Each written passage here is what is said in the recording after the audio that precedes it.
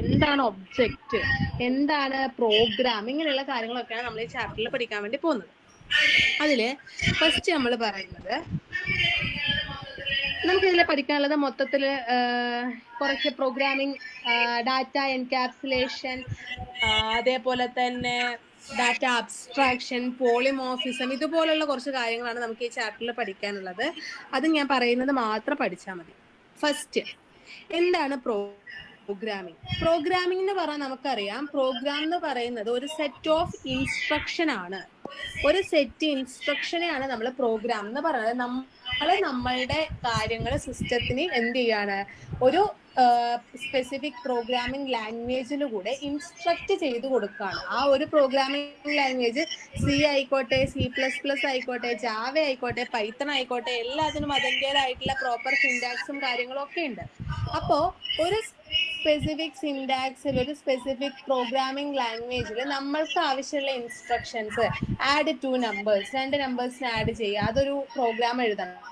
അപ്പം അതിനുവേണ്ടി എന്ത് വേണം, 2 നമ്പർ വേണം, അവിടെ എന്ത് ഓപ്പറേറ്റർ വർക്ക് ചെയ്യണമെന്ന് വേണം. അപ്പൊ അങ്ങനെയുള്ള കാര്യങ്ങൾ ഇൻസ്ട്രക്ട് ചെയ്യുന്നതിനെയാണ് നമ്മൾ എന്തെന്ന് പറയാ, പ്രോഗ്രാം എന്ന് പറയുന്നത്. ഒരു ഗ്രൂപ്പ് അല്ലെങ്കിൽ സെറ്റ് ഓഫ് ഇൻസ്ട്രക്ഷൻസ്. ഇനി ഈ പ്രോഗ്രാമിംഗ് പാരാഡിഗം എങ്ങനെയാണ് നമുക്ക് പോകുന്നത്? ഒരു 3 ടൈപ്പ് പ്രോഗ്രാമിംഗ് പാരാഡിഗം പഠിക്കാനുണ്ട്. അതായത് എന്താണ് പ്രോഗ്രാമിംഗ് പാരാഡിഗം? പ്രോഗ്രാമിംഗ് പാരാഡിഗം എന്ന് വെച്ചാൽ വെൽ ഓർഗനൈസ്ഡ് ആയിട്ടുള്ള അല്ലെങ്കിൽ വെൽ സ്ട്രക്ചർ ആയിട്ടുള്ള ഒരു പ്രോഗ്രാമിനെയാണ് നമ്മൾ പ്രോഗ്രാമിംഗ് പാരാഡിഗം എന്ന് പറയുന്നത്. വെൽ ഓർഗനൈസ്ഡ് ആയിട്ടുള്ള അല്ലെങ്കിൽ വെൽ സ്ട്രക്ചേർഡ് ആയിട്ടുള്ള ഒരു പ്രോഗ്രാമിനെയാണ് നമ്മൾ പ്രോഗ്രാമിംഗ് പാരാഡിഗം എന്ന് പറയുന്നത്. അപ്പൊ ഈ പ്രോഗ്രാമിംഗ് പാരാഡിഗം എന്ന് പറയുന്നതിൽ നമുക്കൊരു 3 ടൈപ്പ് അപ്രോച്ചസ് പഠിക്കാനുണ്ട്. Top down programming, bottom up programming and structured programming. Programming പാരാഡിഗത്തിൽ ഒരു 3 ടൈപ്പ് പ്രോഗ്രാമിംഗ് പാരാഡിഗം പഠിക്കാനുണ്ട്. Top down, bottom up and structured programming paradigm. അതിൽ ഫസ്റ്റ് വൺ, ടോപ്പ് ഡൗൺ. എന്താണ് ടോപ്പ് ഡൗൺ പ്രോഗ്രാമിംഗ് പാരാഡിഗം? ശ്രദ്ധിച്ചോ.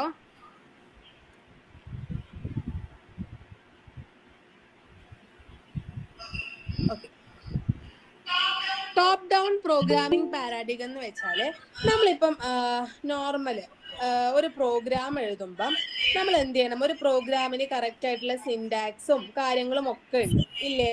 അപ്പം ആ programme complete ആവണമെങ്കിൽ ആ പ്രോഗ്രാമിന്റെ ലൈഫ് ടൈം സ്റ്റാർട്ടിങ് മുതൽ എൻഡ് വരെയുള്ള കറക്റ്റ് സിൻടാക്സും കാര്യങ്ങളും നമുക്ക് അറിയാതെ നമുക്ക് ആ പ്രോഗ്രാം കംപ്ലീറ്റ് ചെയ്യാൻ വേണ്ടി പറ്റൂല. ഓക്കെ, അപ്പം ആ ഒരു പ്രോഗ്രാമിനെ നമ്മള്, ഒരു വലിയ പ്രോഗ്രാമാണ്, ആ വലിയ പ്രോഗ്രാമിനെ ചെറിയ ചെറിയ പോർഷൻസ് ആക്കിയിട്ട് ഡിവൈഡ് ചെയ്യും. ഓക്കെ, അങ്ങനെ ചെറിയ ചെറിയ പോർഷൻസ് ആയിട്ട് ഡിവൈഡ് ചെയ്തിട്ട് ഇപ്പൊ എനിക്കൊരു പ്രോഗ്രാം ചെയ്യണമെങ്കിൽ ഞാൻ അതൊരു 4-5 ആൾക്ക് വേണ്ടി ആൾക്ക് ഡിവൈഡ് ചെയ്ത് കൊടുക്കും. ആ ഒരു വലിയ ഒരു പ്രൊജക്റ്റ് അല്ലെങ്കിൽ ഒരു വലിയ പ്രോഗ്രാമിനെ ഒരു 4-5 ആൾക്കാർക്ക് ഡിവൈഡ് ചെയ്ത് കൊടുക്കും. ഓക്കെ, അങ്ങനെ ഡിവൈഡ് ചെയ്ത് കൊടുത്തിട്ട് അതിനുശേഷം ഈ ഓരോ പോർഷൻസും, എനിക്കിപ്പം അരിത്തമാറ്റിക് ഓപ്പറേറ്റേഴ്സ് എന്ന് പറയുന്ന, അരിത്തമാറ്റിക് ഓപ്പറേഷൻ എന്ന് പറയുന്ന ഒരു പ്രോഗ്രാം എഴുതണമെങ്കിൽ അവിടെ അഡീഷൻ വരും, സബ്സ്ട്രാക്ഷൻ വരും, ഡിവിഷൻ വരും, മൾട്ടിപ്ലിക്കേഷൻ വരും, ഇങ്ങനെയുള്ള കാര്യങ്ങളൊക്കെ വരും. അപ്പൊ സബ്സ്ട്രാക്ഷൻ ചെയ്യേണ്ട കാര്യങ്ങളൊക്കെ ഒരാളെ ഏൽപ്പിക്കും, അഡീഷൻ മൊത്തം ഒരാളെ ഏൽപ്പിക്കും, മോഡുലാർ ഡിവിഷൻ വേറൊരാളെ ഏൽപ്പിക്കും. അപ്പം എല്ലാം ഞാൻ എന്ത് ചെയ്യാണ്, ഓരോരോ ആൾക്കാരെ ഏൽപ്പിക്കുകയാണ്. അങ്ങനെ ഓരോരാളെ ഏൽപ്പിക്കുന്നത് വഴി നമുക്ക് ആ പ്രോഗ്രാം ഇത്തിരി സിംപ്ലിഫൈ ചെയ്യാനും അതിലുള്ള എറേഴ്സ് ഒക്കെ റെക്ടിഫൈ ചെയ്ത് കറക്ഷൻ ഒക്കെ ക്ലിയർ ചെയ്യാനും ഒക്കെ പറ്റും. ഓക്കെ, ഏറ്റവും വലിയ പ്രൊജക്ടിനെ ആ ടോപ്പിൽ നിന്നും നമ്മൾ എന്ത് ചെയ്യാണ്, ചെറിയ ചെറിയ പ്രൊജക്റ്റ് ആക്കി ഡിവൈഡ് ചെയ്തിട്ട് ആ ഡിവൈഡ് ചെയ്ത മൊഡ്യൂളിൽ നിന്നുമാണ് നമ്മൾ മെയിൻ ആയിട്ടുള്ള പ്രൊജക്റ്റിലേക്ക് അല്ലെങ്കിൽ പ്രോഗ്രാമിലേക്ക് പോകുന്നത്. അതാണ് ടോപ്പ് ഡൗൺ പ്രോഗ്രാമിംഗ് പാരാഡിഗം എന്ന് പറയുന്നത്. ടോപ്പ് ഡൗൺ പോലെ തന്നെ ബോട്ടം അപ്പ് പ്രോഗ്രാമിംഗ് പാരാഡിഗം ഉണ്ട്. ബോട്ടം അപ്പ് പ്രോഗ്രാമിംഗ് പാരാഡിഗം എന്ന് പറഞ്ഞാല് ഈ ടോപ്പ് ഡൗണിന് നേരെ ഓപ്പോസിറ്റ് ആണ് ബോട്ടം അപ്പ്. ഇവിടെ ഏറ്റവും ബേസ് ആയിട്ടുള്ള ഒരു പ്രോഗ്രാം ഉണ്ടാവും, അഡീഷൻ എങ്കിൽ അഡീഷൻ. ഈ ബേസ് ആയിട്ടുള്ള പ്രോഗ്രാമിൽ നിന്ന് നമ്മൾ മുകളിലോട്ടേക്ക് പോകുമ്പം അവിടെ സബ്സ്ട്രാക്ഷൻ ഉണ്ടാവും, പിന്നെ മുകളിലോട്ടേക്ക് പോകുമ്പോൾ മൾട്ടിപ്ലിക്കേഷൻ ഉണ്ടാവും, പിന്നെ മുകളിലോട്ടേക്ക് പോകുമ്പോൾ എക്സ്പ്രഷൻസ് ഉണ്ടാവും. എക്സ്പ്രഷൻസ് പറഞ്ഞാല് അഡീഷനും വരും, സബ്സ്ട്രാക്ഷനും വരും, മൾട്ടിപ്ലിക്കേഷനും വരും, മോഡുലോ ഡിവിഷൻ വരും, ലെസ് ദാൻ വരും, ഗ്രേറ്റർ ദാൻ വരും, എല്ലാ ഓപ്പറേറ്റേഴ്സും കൂടി മിക്സ് ആയിട്ടുണ്ടാവും. അപ്പം താഴെ നിന്നും മുകളിലോട്ട് നമ്മൾ എന്ത് ചെയ്യാണ്, ഒരു ബിൽഡിംഗ് പണിയുന്നത് പോലെ നമ്മൾ കെട്ടിപ്പൊക്കുന്നതിനെയാണ് നമ്മൾ എന്തെന്ന് പറയാ, ബോട്ടം അപ്പ് പ്രോഗ്രാമിംഗ് പാരാഡിഗം എന്ന് പറയുന്നത്. ഓക്കെ, മറ്റേത് എന്താ ചെയ്യുന്നത്, ടോപ്പ് ഡൗൺ എന്താ ചെയ്യുന്നത്, ആ വലിയ പ്രൊജക്റ്റിനെ നമ്മൾ എന്ത് ചെയ്യുന്നു, ഡിവൈഡ് ചെയ്യുന്നു. പക്ഷെ ബോട്ടം അപ്പ് എന്താ ചെയ്യുന്നത്, ചെറിയതിനെ എന്ത് ചെയ്യാണ്, ചെറിയതിനെ ഇങ്ങനെ പണിത് ഒരു വലിയ പ്രോഗ്രാം ആക്കി മാറ്റാണ്. ഇനി structured programming പാരാഡിഗം. Structured programming paradigm എന്ന് പറഞ്ഞാല് നമ്മുടെ ഈ പ്രോഗ്രാമിനെ ഡിഫറെന്റ് ബ്ലോക്ക് ആയിട്ടും അതേപോലെ ഡിഫറെന്റ് ഫങ്ഷൻസ് ആയിട്ടും അങ്ങനെ ഒക്കെ എന്ത് ചെയ്തിട്ടുണ്ടാവും, സ്പ്ലിറ്റ് ചെയ്തിട്ടുണ്ടാവും. ഓക്കെ, അപ്പം ആ ഫങ്ഷൻസിൽ ചെയ്യേണ്ട കാര്യങ്ങൾ ആ ഫങ്ഷൻസിൽ വെൽ സ്ട്രക്ചേർഡ് ആയിട്ട് ചെയ്തിട്ടുണ്ടാവും. ഒരു ബ്ലോക്കിൽ, ഒരു ലൂപ്പിന്റെ ബ്ലോക്ക് അല്ലെങ്കിൽ ലൂപ്പിന്റെ ബോഡിയിൽ ചെയ്യേണ്ട കാര്യങ്ങൾ അവിടെ വെൽ സ്ട്രക്ചേർഡ് ആയിട്ട് ചെയ്തിട്ടുണ്ടാവും. അപ്പം ആ ഒരു സ്ട്രക്ചേർഡ് പ്രോഗ്രാമിംഗ് പാരാഡിഗത്തില് അതിൻ്റെതായിട്ടുള്ള ഒരു സ്ട്രക്ചർ അത് ഓരോ പോർഷനിലും നിലനിർത്തും. അതാണ് സ്ട്രക്ചേർഡ് പ്രോഗ്രാമിംഗ് എന്ന് പറയുന്നത്. ഓക്കെ, ഇനി നമ്മളിവിടെ C++ എന്ന് പറയുന്ന ഒരു പ്രോഗ്രാമിംഗ് ലാംഗ്വേജ് ആണ് പഠിക്കുന്നത്. അപ്പം C++ എന്ന് പറയുന്നത് ഒരു മൾട്ടിപ്പിൾ പ്രോഗ്രാമിംഗ് പാരാഡിഗം ഇൻക്ലൂഡ് ചെയ്തിട്ടുള്ള ഒരു ലാംഗ്വേജ് ആണ്. ഓക്കെ, അതായത് ടോപ്പ് ഡൗൺ വരാം, ബോട്ടം അപ്പ് വരാം, സ്ട്രക്ചേർഡ് വരാം, അങ്ങനെ വരുന്ന ഒരു പ്രോഗ്രാമിംഗ് പാരാഡിഗം ആണ് C++ എന്ന് പറയുന്നത്. പിന്നെ ഈ C++ന്റെ ഹിസ്റ്ററിയും കാര്യങ്ങളൊക്കെ ഉണ്ട്, എങ്ങനെയാണ് ഒരു പാരാഡിഗം പോകുന്നത് എന്നുള്ളത്. ഫസ്റ്റ് ഒരു അൺസ്ട്രക്ചേർഡ് പ്രോഗ്രാമിംഗ് ലാംഗ്വേജ് ആയിരുന്നു ഉണ്ടായിരുന്നത്. പിന്നെ അതൊരു 1990s സ്ട്രക്ചേർഡ് ആയി, പിന്നെ ഒരു 1970s പ്രൊസീജറൽ പ്രോഗ്രാമിംഗ് ആയി, പിന്നെ അത് മൊഡ്യൂൾ ആയിട്ട് ഡിവൈഡ് ചെയ്ത് മൊഡ്യൂലാർ പ്രോഗ്രാമിംഗ് ആയിട്ട് മാറി. ഏറ്റവും ലാസ്റ്റ് 1990s അതെന്തായി, കറന്റ്ലി നമ്മൾ യൂസ് ചെയ്യുന്ന ഊപ്പ് കൺസെപ്റ്റ് അല്ലെങ്കിൽ ഒബ്ജക്റ്റ് ഓറിയന്റഡ് പ്രോഗ്രാമിംഗ് ലാംഗ്വേജ് ആയിട്ട് മാറി. അപ്പൊ നമുക്ക് ഈ ചാപ്റ്ററിൽ പഠിക്കാനുള്ളത് ഒബ്ജക്റ്റ് ഓറിയന്റഡ് പ്രോഗ്രാമിംഗ് ലാംഗ്വേജ് ആണ്. ഇനി ഒബ്ജക്റ്റ് ഓറിയന്റഡ് പ്രോഗ്രാമിംഗ് ലാംഗ്വേജ് പറയുന്നത് പോലെ തന്നെ പറയുന്നതിന് മുന്നേ നമുക്ക് പറയേണ്ട ഒരു കാര്യമാണ് പ്രൊസീജിയർ ഓറിയന്റഡ് പ്രോഗ്രാമിംഗ് ലാംഗ്വേജ്. എന്താണ് procedure oriented programming language? Procedure oriented programming language എന്ന് പറഞ്ഞാല് അത് മെയിൻ ആയിട്ട് ഫോക്കസ് ചെയ്യുന്നത് ഫങ്ഷൻസിനെ ആയിരിക്കും. Procedure oriented programming language main ആയിട്ട് ഫോക്കസ് ചെയ്യുന്നത് ആരെയായിരിക്കും? ഫങ്ഷനെ ആയിരിക്കും.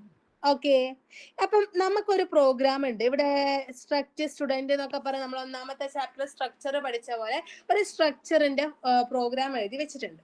ആ സ്ട്രക്ചറിന്റെ പ്രോഗ്രാമിൽ ഡിഫറെന്റ് ഫങ്ഷൻസ് ഉണ്ട്. Function 1, function 2, function 3. 3 ഫങ്ഷനിലും 3 കാര്യങ്ങളാണ് നടക്കുന്നത്. ഒരേ കാര്യങ്ങൾ തന്നെയല്ല നടക്കുന്നത്.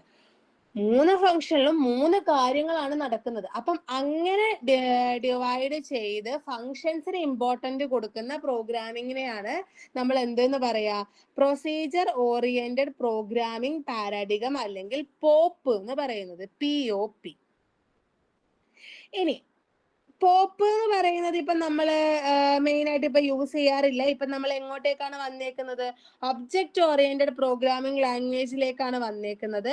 അപ്പം എന്താണ് ഒബ്ജക്റ്റ് ഓറിയന്റഡ് പ്രോഗ്രാമിംഗ് ലാംഗ്വേജ്? അതാണ് നമ്മൾ മെയിൻ ആയിട്ട് ഫോക്കസ് ചെയ്യാൻ വേണ്ടി പോകുന്നത്. ഒബ്ജക്റ്റ് ഓറിയന്റഡ് പ്രോഗ്രാമിംഗ് ലാംഗ്വേജ് എന്ന് പറയുന്നത് ഒരു പുതിയൊരു പ്രോഗ്രാമിംഗ് ലാംഗ്വേജ് നമുക്ക് ഇൻട്രൊഡ്യൂസ് ചെയ്തതാണ് 1990s കൊണ്ടുവന്നിട്ടുള്ള ഒരു പുതിയൊരു പ്രോഗ്രാമിംഗ് ലാംഗ്വേജ് ആണ് ഒബ്ജക്റ്റ് ഓറിയന്റഡ് പ്രോഗ്രാമിംഗ് ലാംഗ്വേജ് എന്ന് പറഞ്ഞാൽ. അതായത് നമ്മുടെ പ്രൊസീജിയറൽ പ്രോഗ്രാമിംഗ് പാരാഡിഗത്തിലുള്ള എന്തെങ്കിലും ഡ്രോബാക്സ് ഒക്കെ ക്ലിയർ ചെയ്ത് പ്രോബ്ലംസ് ഒക്കെ എലിമിനേറ്റ് ചെയ്ത് അതൊക്കെ കൂടി നമ്മൾ എന്ത് ചെയ്യാണ്, സോൾവ് ചെയ്ത് കൊണ്ടുവന്നിട്ടുള്ള ഒരു പുതിയ കോൺസെപ്റ്റ് ആണ് ഒബ്ജക്റ്റ് ഓറിയന്റഡ് പ്രോഗ്രാമിംഗ് ലാംഗ്വേജ് എന്ന് പറയുന്നത്. ഇവിടെ ഒബ്ജക്റ്റ് ഓറിയന്റഡ് പ്രോഗ്രാമിംഗ് ലാംഗ്വേജിൽ നമുക്ക് പഠിക്കേണ്ട എന്താണെന്ന് വെച്ചാല്, ഒരു ഒബ്ജക്റ്റ് എന്ന് പറയുന്നത് എന്താണ്? ഒബ്ജക്റ്റിനാണ് ഇവിടെ ഇമ്പോർട്ടൻസ്. എന്താണ് ഒബ്ജക്റ്റ്? ഇപ്പം സ്ട്രക്ചേർഡ് പ്രോഗ്രാമിംഗ് ലാംഗ്വേജിൽ നമ്മൾ ഫംഗ്ഷനെയാണ് ഇമ്പോർട്ടൻസ് നൽകുന്നതെന്ന് പറഞ്ഞു. സ്ട്രക്ചേർഡ് പ്രോഗ്രാമിംഗ് ലാംഗ്വേജിൽ ഫംഗ്ഷൻസിനെയും മൊഡ്യൂൾസിനും ഒക്കെയാണ് ഇമ്പോർട്ടൻസ് നൽകുന്നത്. പക്ഷേ ഒബ്ജക്റ്റിൽ വരുമ്പം നമ്മൾ ഒരു റിയൽ വേൾഡിൽ കാണുന്ന കാര്യങ്ങൾക്കാണ് ഇമ്പോർട്ടൻസ് നൽകുന്നത്. റിയൽ വേൾഡിൽ എന്തൊക്കെ സോഫ്റ്റ്വെയർസ് ഉണ്ട്, എന്തൊക്കെ സോഫ്റ്റ്വെയർസ് ഡെവലപ്പ് ചെയ്യാം, എങ്ങനെയൊക്കെ അതിന്റെ പ്രശ്നങ്ങൾ സോൾവ് ചെയ്യാം, അങ്ങനെ ഒരു റിയൽ വേൾഡിൽ നമ്മൾ എന്ത് കാണുന്നോ അതിനെയാണ് നമ്മൾ ഇവിടെ എന്ത് ചെയ്യുന്നത്, ഇമ്പോർട്ടൻസ് കൊടുക്കുന്നത്. ഓക്കെ, അപ്പം ഈ ഒബ്ജക്റ്റ് ഓറിയന്റഡ് പ്രോഗ്രാമിംഗ് ലാംഗ്വേജിൽ നമുക്ക് മെയിൻ ആയിട്ട് പഠിക്കേണ്ട കുറച്ച് കോൺസെപ്റ്റ്സ് ഉണ്ട്. Object, class, data abstraction, data encapsulation, modularity, inheritance and polymorphism. ഇത്രയുമാണ് ഇവിടെ ഏറ്റവും ഇമ്പോർട്ടന്റ് ആയിട്ടുള്ള portion. Basic concepts of OOP. Basic concepts of OOP, object oriented പ്രോഗ്രാമിംഗിന്റെ ബേസിക് കോൺസെപ്റ്റ്സ്. ഓക്കെ, അപ്പോ ഈ ഒബ്ജക്റ്റ് ഓറിയന്റഡ് പ്രോഗ്രാമിംഗ് ലാംഗ്വേജിൽ നമ്മൾ എങ്ങനെയാണ് ഈ ഓരോ കാര്യങ്ങളും റിലേറ്റഡ് ആവുന്നത്? First encapsulation, first objects. എന്താണ് ഒബ്ജക്ട്സ്? ഒബ്ജക്ട്സ് എന്ന് പറഞ്ഞാൽ ഒരു റിയൽ വേൾഡ് എൻറ്റിറ്റിനെയാണ് നമ്മൾ ഒബ്ജക്ട്സ് എന്ന് പറയുന്നത്. ഒരു റിയൽ വേൾഡ് എൻറ്റിറ്റിനെയാണ് നമ്മൾ എന്തെന്ന് പറയാ, ഒബ്ജക്ട്സ് എന്ന് പറയുന്നത്. ഒബ്ജക്ട്സ് എന്ന് പറയുന്നത് എന്താണ്? ഒരു റിയൽ വേൾഡ് എൻറ്റിറ്റി. അതിപ്പോ ഒരു നെയിം ആവാം, നെയിം ഒരു റിയൽ വേൾഡ് എൻറ്റിറ്റി ആണ്. ഒരു പ്ലേസ് ഒരു റിയൽ വേൾഡ് എൻറ്റിറ്റി ആണ്. ഇനി ഒരു ഇൻസ്റ്റിറ്റ്യൂഷൻ ഒരു റിയൽ വേൾഡ് എൻറ്റിറ്റി ആണ്. ഇതൊക്കെ ഒരു റിയൽ വേൾഡ് എൻറ്റിറ്റി ആണ്. അപ്പം ഈ റിയൽ വേൾഡ് എൻറ്റിറ്റിനെയാണ് നമ്മൾ എന്തെന്ന് പറയാ, ഒബ്ജക്റ്റ് എന്ന് പറയുന്നത്. ചുരുക്കി പറഞ്ഞാല് നമ്മളിപ്പം ഒരു 3D ഡിസൈൻ നോക്കിയിട്ട് ആ ഡിസൈൻ അനുസരിച്ച് നമ്മൾ എന്ത് ചെയ്യുന്നു, ഒരു വീട് ഉണ്ടാക്കാണ്. ഒരു ഡിസൈൻ 3D ഡിസൈൻ നമ്മൾ കാണുന്നു, ആ വീട് നമ്മൾ 3D ഇഷ്ടപ്പെട്ടു, 3D ഇഷ്ടപ്പെട്ട നമ്മൾ എന്തായി, അതിന്റെ റിയൽ ആയിട്ടുള്ള സാധനം നമ്മൾ ക്രിയേറ്റ് ചെയ്യുന്നു. അതാണ് ഇവിടെ ഒബ്ജക്റ്റ് എന്ന് പറയുന്നത്.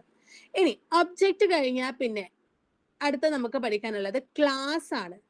ക്ലാസ് എന്ന് പറഞ്ഞാല് നമ്മൾ പറഞ്ഞു, ഒബ്ജക്റ്റ് എന്ന് പറഞ്ഞാല് ഒരു വീട് നമ്മൾ കണ്ടു, ആ വീടിനനുസരിച്ച് നമ്മൾ എന്ത് ക്രിയേറ്റ് ചെയ്യാണ്, ആ 3D ഇമേജിനനുസരിച്ച് നമ്മൾ എന്ത് ക്രിയേറ്റ് ചെയ്യാണ്, വീട് ക്രിയേറ്റ് ചെയ്യാണ്. വീട് ക്രിയേറ്റ് ചെയ്ത് കഴിഞ്ഞ ശേഷം ആ വീടാണ് നമ്മളുടെ ഒബ്ജക്റ്റ്. ഇനി ആ വീട് നമ്മളുടെ ഒബ്ജക്റ്റ് ആകുമ്പോൾ ആ വീട്ടിൽ എത്ര റൂം വേണം, അതിന്റെ ഓരോ സൈഡും ഡിസൈൻ എങ്ങനെ വേണം, അങ്ങനെയുള്ള കാര്യങ്ങളാണ് എവിടെ പറയുന്നത്, ക്ലാസ്സിൽ പറയുന്നത്. ഒരു വീട് ക്രിയേറ്റ് ചെയ്തു, ആ വീട് പണിത് നമ്മൾ ഉണ്ടാക്കിയ വീടില് എത്ര റൂംസ് വേണം, ഓരോ സൈഡും എങ്ങനെയാണ് ഡിസൈൻസ് ഒക്കെ പോകേണ്ടത്, ആ കാര്യങ്ങളാണ് എവിടെ പറയുന്നത്, ക്ലാസ് എന്ന് പറയുന്നത്. ഓക്കെ, എന്താണ് ഒബ്ജക്റ്റ്, എന്താണ് ക്ലാസ്? എടാ ജവാദ, അവന്തിക, എല്ലാരും ഉണ്ടല്ലോ? Okay, next. ഇനി ഒബ്ജക്റ്റുമായി ക്ലാസ്സുമായി അതിനുശേഷം നമുക്ക് പഠിക്കാനുള്ളത് എന്താണ് അബ്സ്ട്രാക്ഷൻ. ഡാറ്റ അബ്സ്ട്രാക്ഷൻ എന്ന് പറഞ്ഞാൽ എന്താണ്? അബ്സ്ട്രാക്ഷൻ എന്ന് പറഞ്ഞാല് നമുക്ക് ആവശ്യമുള്ള വിവരങ്ങൾ മാത്രമാണ് നമ്മൾ ആർക്ക് കാണിച്ചു കൊടുക്കുക, യൂസറിന് കാണിച്ചു കൊടുക്കുക. യൂസറിന് എന്താണോ ആവശ്യമുള്ളത് അത് മാത്രമേ കാണിച്ചു കൊടുക്കുന്നുള്ളൂ.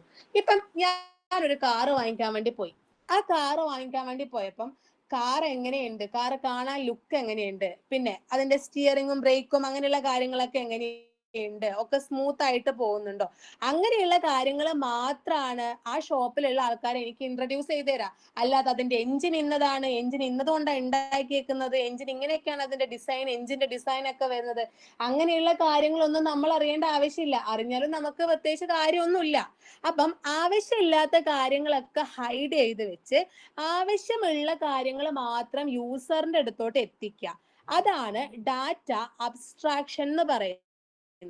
ആവശ്യമില്ലാത്ത കാര്യങ്ങളൊക്കെ ഹൈഡ് ചെയ്ത് വെച്ച് ആവശ്യമുള്ള കാര്യങ്ങൾ മാത്രം എവിടത്തേക്ക് എത്തിക്കുന്നു, യൂസറിന്റെ അടുത്ത് എത്തിക്കുന്നു. ഇനി ഡാറ്റ അബ്സ്ട്രാക്ഷൻ കഴിഞ്ഞാല് നെക്സ്റ്റ് നമുക്ക് പഠിക്കാനുള്ളത് ഡാറ്റ എൻകാപ്സുലേഷൻ. എന്താണ് ഡാറ്റ എൻകാപ്സുലേഷൻ? ഡാറ്റ എൻകാപ്സുലേഷൻ എന്താണെന്ന് പറഞ്ഞാല്, ഇപ്പം ഒരു ഡാറ്റയുണ്ട്, ആ ഡാറ്റേനുള്ള കുറച്ച് ഫങ്ഷൻസും ഉണ്ട്. ഓക്കെ, ആ ഫങ്ഷൻസ് എൻകാപ്സുലേഷൻ എന്ന് പറയുമ്പോൾ തന്നെ ആലോചിക്കുക, ഒരു ക്യാപ്സ്യൂൾ ആണത്. ക്യാപ്സ്യൂൾ എന്ന് വെച്ചാൽ അതിൽ എന്തൊക്കെ കണ്ടന്റ് ഉണ്ടെന്ന് ഒരു കണ്ടന്റ് നമുക്കറിയില്ല, നമ്മൾ ആകെ അതെടുത്ത് കഴിക്കുന്നത് മാത്രമേ ഉള്ളൂ. അതേപോലെ നമുക്ക് എല്ലാം പ്രൊട്ടക്ട് ചെയ്ത് നമ്മൾ എന്ത് ചെയ്യാണ്, ഇങ്ങനെ കവർ ചെയ്ത് നമ്മൾ എന്ത് ചെയ്യുന്നു, അത് പ്രൊട്ടക്ട് ചെയ്ത് കവർ ചെയ്ത് ഭയങ്കര ഭംഗിയായിട്ട് പൊതിഞ്ഞ് സൂക്ഷിക്കുക. അങ്ങനെ സൂക്ഷിക്കുന്ന സാധനത്തിന് അതിന്റെ ഉള്ളിലത്തെ ഡാറ്റ നമുക്ക് ആർക്കും എന്ത് ചെയ്യാൻ വേണ്ടി പറ്റൂല. ഇപ്പൊ ഒരു ടാബ്ലറ്റ് എടുത്താൽ ആ ടാബ്ലറ്റിൽ എന്തൊക്കെ കണ്ടന്റ് ഉണ്ട് എന്നുള്ളത് അതിന്റെ ബാക്കിലുള്ള ആ കവർ നോക്കിയാൽ നമുക്ക് മനസ്സിലാവുമായിരിക്കും. പക്ഷെ അല്ലാതെ ഈ ഒരു ടാബ്ലറ്റിൽ നിന്ന് നമുക്ക് ആ സാധനങ്ങൾ മനസ്സിലാക്കാൻ വേണ്ടി പറ്റൂല. അപ്പൊ ആ കാര്യങ്ങളൊക്കെ ആ ടാബ്ലറ്റിൽ എന്ത് ചെയ്തിട്ടുണ്ട്, പ്രൊട്ടക്ട് ചെയ്ത് വെച്ചിട്ടുണ്ട്. ഒരു ക്യാപ്സ്യൂൾ ആക്കിയിട്ടാണ് നമുക്ക് തരുന്നത്. ആ ക്യാപ്സ്യൂൾ കഴിക്കുമ്പോൾ നമ്മുടെ അസുഖം മാറുന്നു. അതേപോലെ തന്നെ ഡാറ്റേനെ അങ്ങനെ പ്രൊട്ടക്ട് ചെയ്ത് വെക്കുന്നതിനെയാണ് ഡാറ്റ എൻകാപ്സുലേഷൻ എന്ന് പറയുന്നത്. ഓക്കെ, ഇനി ഡാറ്റ എൻകാപ്സുലേഷന് ശേഷം നെക്സ്റ്റ് നമുക്ക് പഠിക്കാനുള്ളത് പോളിമോർഫിസം. എന്താണ്, ഇൻഹെറിറ്റൻസ് എന്താണെന്ന് വെച്ചാല്, ഇൻഹെറിറ്റൻസ് വെച്ചാൽ ഒരുപാട് കാര്യങ്ങളുണ്ട്. ഇപ്പം നമ്മളുടെ സ്വഭാവം എന്ന് പറയുന്നത് നമ്മുടെ മാത്രം സ്വഭാവമായിരിക്കണമെന്നില്ല. നമുക്ക് പാരമ്പര്യമായിട്ട് കിട്ടിയിട്ടുള്ള കുറെ കാര്യങ്ങൾ ഉണ്ടാവും ഇല്ലേ? കുറെ പ്രോപ്പർട്ടീസും കാര്യങ്ങളൊക്കെ നമുക്ക് എന്ത് ചെയ്തിട്ടുണ്ടാവും, നമ്മുടെ അച്ഛന്റെ അമ്മേന്റെ അടുത്ത് നിന്നൊക്കെ കിട്ടിയിട്ടുണ്ടാവും. ചിലപ്പോൾ നമ്മുടെ ഹെയർ ചിലപ്പോൾ അമ്മേനെ പോലെ ആയിരിക്കും, ചിലപ്പോൾ നമ്മളുടെ ഹൈറ്റ്, വെയിറ്റ്, ഇതൊക്കെ ചിലപ്പോൾ അച്ഛനൊക്കെ പോലെ ആയിരിക്കും. അപ്പൊ അങ്ങനെയുള്ള കുറെ കാര്യങ്ങളുണ്ട്. ഓക്കെ, അതായത് ഇപ്പൊ ഒരു എന്ത് ചെയ്യാം, അങ്ങനെയുള്ള കാര്യങ്ങൾ തന്നെ. ഇപ്പൊ നമ്മുടെ ഗ്രാൻഡ് പാരന്റ്സിന്റെ ഏതെങ്കിലും പ്രോപ്പർട്ടീസ് നമുക്ക് കിട്ടിയിട്ടുണ്ടാവും. അപ്പം അങ്ങനെ അതുപോലെ തന്നെ ഒരു പ്രോഗ്രാം നമ്മൾ ക്രിയേറ്റ് ചെയ്യുമ്പം ആ പ്രോഗ്രാമിൽ ഏതെങ്കിലുമൊക്കെ ഒരു കാര്യങ്ങൾ, മുന്നേ ഉള്ള കാര്യങ്ങൾ നമുക്ക് എന്ത് ചെയ്യാം, മുന്നേ ക്രിയേറ്റ് ചെയ്ത ഫങ്ഷൻസോ മുന്നേ ക്രിയേറ്റ് ചെയ്ത മൊഡ്യൂളോ നമുക്ക് എന്ത് ചെയ്യാം, ഇൻഹെറിറ്റ് ചെയ്തെടുക്കാം. പാരമ്പര്യമായിട്ട് നമുക്ക് എന്ത് ചെയ്യാം, വേണമെങ്കിൽ കോൾ ചെയ്തെടുക്കാൻ വേണ്ടി പറ്റും. അതിനാണ് ഇൻഹെറിറ്റൻസ് എന്ന് പറയുന്നത്. ഇൻഹെറിറ്റൻസിന് ശേഷം പോളിമോർഫിസം. എന്താണ് പോളിമോർഫിസം? പോളിമോർഫിസം എന്ന് വെച്ചാല് ഒരു കാര്യത്തിന് തന്നെ ഒരു ഡിഫറെന്റ് ടൈപ്സ് ഉണ്ടാവും. ഡിഫറെന്റ് ടൈപ്സ് എന്ന് വെച്ചാല് ഇപ്പൊ നമ്മൾ എന്ത് ചെയ്യാണ്, ഇപ്പോ ഫോർ എക്സാമ്പിൾ ഒരു ഹെന്ന വാങ്ങുന്നു, ഒരു 7up വാങ്ങുന്നു. 7upും ഹെന്നയൊക്കെ കാണാൻ ഏകദേശം ബോട്ടിലൊക്കെ ഗ്രീൻ ഒക്കെ തന്നെയാ. പക്ഷേ അതിൽ രണ്ടിന്റെയും ടേസ്റ്റ് എന്താണ്, ഡിഫറെന്റ് ടേസ്റ്റ് ആണ്. അതേപോലെ തന്നെ ഇപ്പൊ ഒരു ഡയറി മിൽക്ക് ഡ്യൂപ്ലിക്കേറ്റ് സാധനവും വേണമെങ്കിൽ കിട്ടാം, ഒറിജിനലും കിട്ടാം. അതിൻ്റെ ഉള്ളത്തെ ടേസ്റ്റ് വ്യത്യാസമാണ്. പക്ഷെ പുറത്ത് കാണുമ്പോൾ എന്താണ്, അത് നമുക്ക് ഒരേപോലെ തോന്നും. അതേപോലെ തന്നെ ഒരേ നെയിമിൽ നമ്മളുടെ കയ്യിലുള്ള ഒരു ഫംഗ്ഷൻ തന്നെ ഓരോ ഡിഫറെന്റ് സിറ്റുവേഷൻ അനുസരിച്ച് ഡിഫറെന്റ് രീതിയിലാണ് പ്രവർത്തിക്കുന്നത്. അപ്പം അതിൻ്റെ ഉള്ളിൽ എന്തൊക്കെ കാര്യങ്ങളാണ് ഉള്ളത്, എന്തൊക്കെ കണ്ടന്റ് ആണ് ഉള്ളത്, അതനുസരിച്ചിരിക്കും അതിന്റെ വർക്കിംഗ്. ഓക്കെ, അതിനെയാണ് നമ്മൾ എന്തെന്ന് പറയാ, പോളിമോർഫിസം എന്ന് പറയുന്നത്. ഇനി പോളിമോർഫിസം കഴിഞ്ഞാൽ നമുക്ക് പഠിക്കാനുള്ളതാണ് മൊഡ്യൂലാരിറ്റി. മൊഡ്യൂലാരിറ്റി എന്ന് പറഞ്ഞാല് ഇപ്പം എന്താണ് മൊഡ്യൂൾ? ഒരു വലിയ പ്രോഗ്രാമിനെ കുഞ്ഞു കുഞ്ഞു പ്രോഗ്രാമായിട്ട് ഡിവൈഡ് ചെയ്യുന്നതിനെയാണ് നമ്മൾ മൊഡ്യൂൾ എന്ന് പറയുന്നത്. അപ്പൊ മൊഡ്യൂലാരിറ്റി എന്ന് പറഞ്ഞാൽ എന്താണ്, ഒരു സോഫ്റ്റ്വെയർ അല്ലെങ്കിൽ ഒരു പ്രോഗ്രാമിനെയൊക്കെ നമ്മൾ എന്ത് ചെയ്യുന്നു, കുഞ്ഞു കുഞ്ഞു പോർഷൻസ് ആക്കിയിട്ട് ഡിവൈഡ് ചെയ്യുന്നു. അങ്ങനെ ഡിവൈഡ് ചെയ്യുന്ന ആ ഒരു പ്രോസസ്സിനെയാണ് നമ്മൾ എന്തെന്ന് പറയാ, മൊഡ്യൂലാരിറ്റി എന്ന് പറയാ. ഇതാണ് മെയിൻ ആയിട്ട് നമുക്ക് ഒബ്ജക്റ്റ് ഓറിയന്റഡ് പ്രോഗ്രാമിംഗ് ലാംഗ്വേജിൽ പഠിക്കാനുള്ളത്. ഓക്കെ, ഫസ്റ്റ് എന്താണ് objects? Objects are the basic run time entities in an object oriented system. അതൊരു പേഴ്സൺ ആവാം, ഒരു പ്ലേസ് ആവാം, അങ്ങനെ എന്ത് കാര്യങ്ങളും ആവാം. ഇനി ജസ്റ്റ് നോക്കാം, സ്റ്റുഡന്റ് എന്ന് പറയുന്ന ഒരു ഒബ്ജക്റ്റ്. ആ സ്റ്റുഡന്റ് എന്ന് പറയുന്ന ഒരു ഒബ്ജക്റ്റില് രജിസ്റ്റർ നമ്പർ ഉണ്ടാവാം, നെയിം ഉണ്ടാവാം, ഏജ് ഉണ്ടാവാം, വെയിറ്റ് ഉണ്ടാവാം, ഹൈറ്റ് ഉണ്ടാവാം, അങ്ങനെയുള്ള ഒരുപാട് ഡീറ്റെയിൽസ് ഉണ്ടാവാം.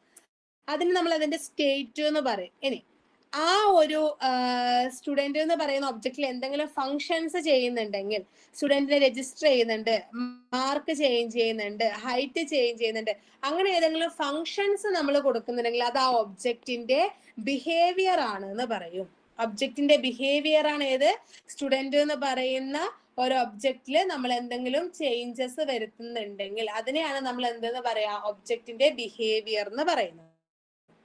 നെക്സ്റ്റ്, ഇപ്പോ റേഡിയോ എന്ന് പറയുന്നത് ഒരു ഒബ്ജക്റ്റ് ആവാം. അതിന്റെ സ്റ്റേറ്റ് എന്താ, ഓൺ ഓഫ്.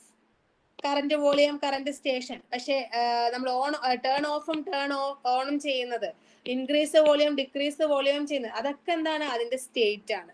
കാർ എന്ന് പറയുന്ന ഒരു ഒബ്ജക്റ്റ്, അതിൽ നെയിമും കാറിന്റെ ഗിയറും കാറിന്റെ സ്പീഡ്, ഇപ്പോഴത്തെ നിലവിലുള്ള സ്പീഡും, ഇതൊക്കെ ഒരു സ്റ്റേറ്റ് ആണ്, ഒരു ഇതിൽ പോയിക്കൊണ്ടിരിക്കുക. പക്ഷെ എന്റെ ബിഹേവിയർ എന്ന് പറയുന്നത് എന്താ? ആക്സിലേറ്റർ പുഷ് ചെയ്യുന്നത്, ഗിയർ ചേഞ്ച് ചെയ്യുന്നത്, ലൈറ്റ് ഓൺ ഓഫ് ചെയ്യുന്നത്, മ്യൂസിക് ഓൺ ഓഫ് ചെയ്യുന്നത്, ഇതൊക്കെ അതിന്റെ എന്താണ്? ബിഹേവിയർ ആണ്.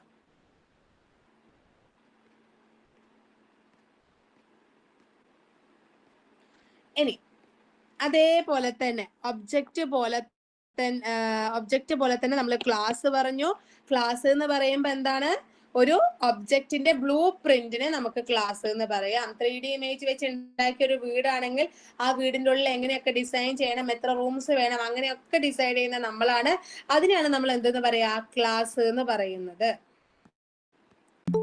ഇനി നോക്കിക്കോ, ഒരു ക്ലാസ് നമ്മൾ എങ്ങനെയാണ് ഡിക്ലെയർ ചെയ്യുന്നത്, എങ്ങനെയാണ് ഒരു ക്ലാസ് ഡിഫൈൻ ചെയ്യുന്നത്, നമ്മൾ കഴിഞ്ഞ ദിവസം സ്ട്രക്ചർ എങ്ങനെയാണ് ഡിക്ലെയർ ചെയ്യുന്നത്, അങ്ങനെയൊക്കെ നമ്മൾ കഴിഞ്ഞ ചാപ്റ്റേഴ്സിൽ പഠിച്ചായിരുന്നു. അതേപോലെ ഒരു ക്ലാസ്സിനെ നമുക്ക് ഡിക്ലെയർ ചെയ്യണം.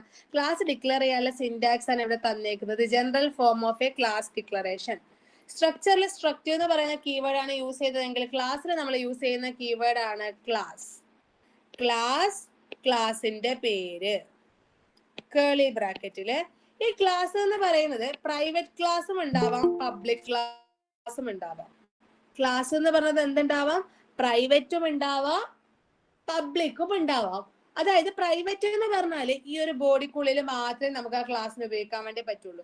പബ്ലിക് എന്ന് പറഞ്ഞാൽ എന്താ? ആ പ്രോഗ്രാമിൽ എവിടെ വേണമെങ്കിലും നമുക്ക് എന്ത് ചെയ്യാം? ആ ക്ലാസ് യൂസ് ചെയ്യാം. ഓക്കെ, അപ്പോ എങ്ങനെയാണ് പ്രൈവറ്റ് ക്ലാസ്സും പബ്ലിക് ക്ലാസ്സും ഡിഫൈൻ ചെയ്യുന്നത്? ക്ലാസ്, ക്ലാസിന്റെ name, private, variable declaration, function declaration. ഇനി പ്രൈവറ്റ് അല്ലെങ്കിൽ public, variable declaration, function declaration. ഈ സിന്റാക്സ് സ്ക്രീൻഷോട്ട് എടുത്ത് വെക്കുക കയ്യോടെ. General form of a class declaration വളരെ ഇമ്പോർട്ടന്റ് ആണ്.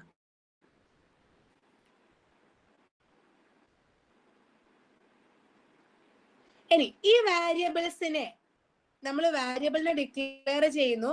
ആ വാരിയബിളിനെ ഇൻസൈഡും ഡിക്ലെയർ ചെയ്യാം, ഔട്ട്സൈഡും ഡിക്ലെയർ ചെയ്യാം. ഒരു ക്ലാസിന്റെ ഉള്ളില് നമ്മൾ വാരിയബിൾ ഡിക്ലെയർ ചെയ്യുന്നെങ്കിൽ ആ ക്ലാസിന്റെ ഉള്ളിൽ ഡിക്ലെയർ ചെയ്യുന്നതിന് നമ്മൾ മെമ്പർ ഫംഗ്ഷൻ എന്ന് പറയും.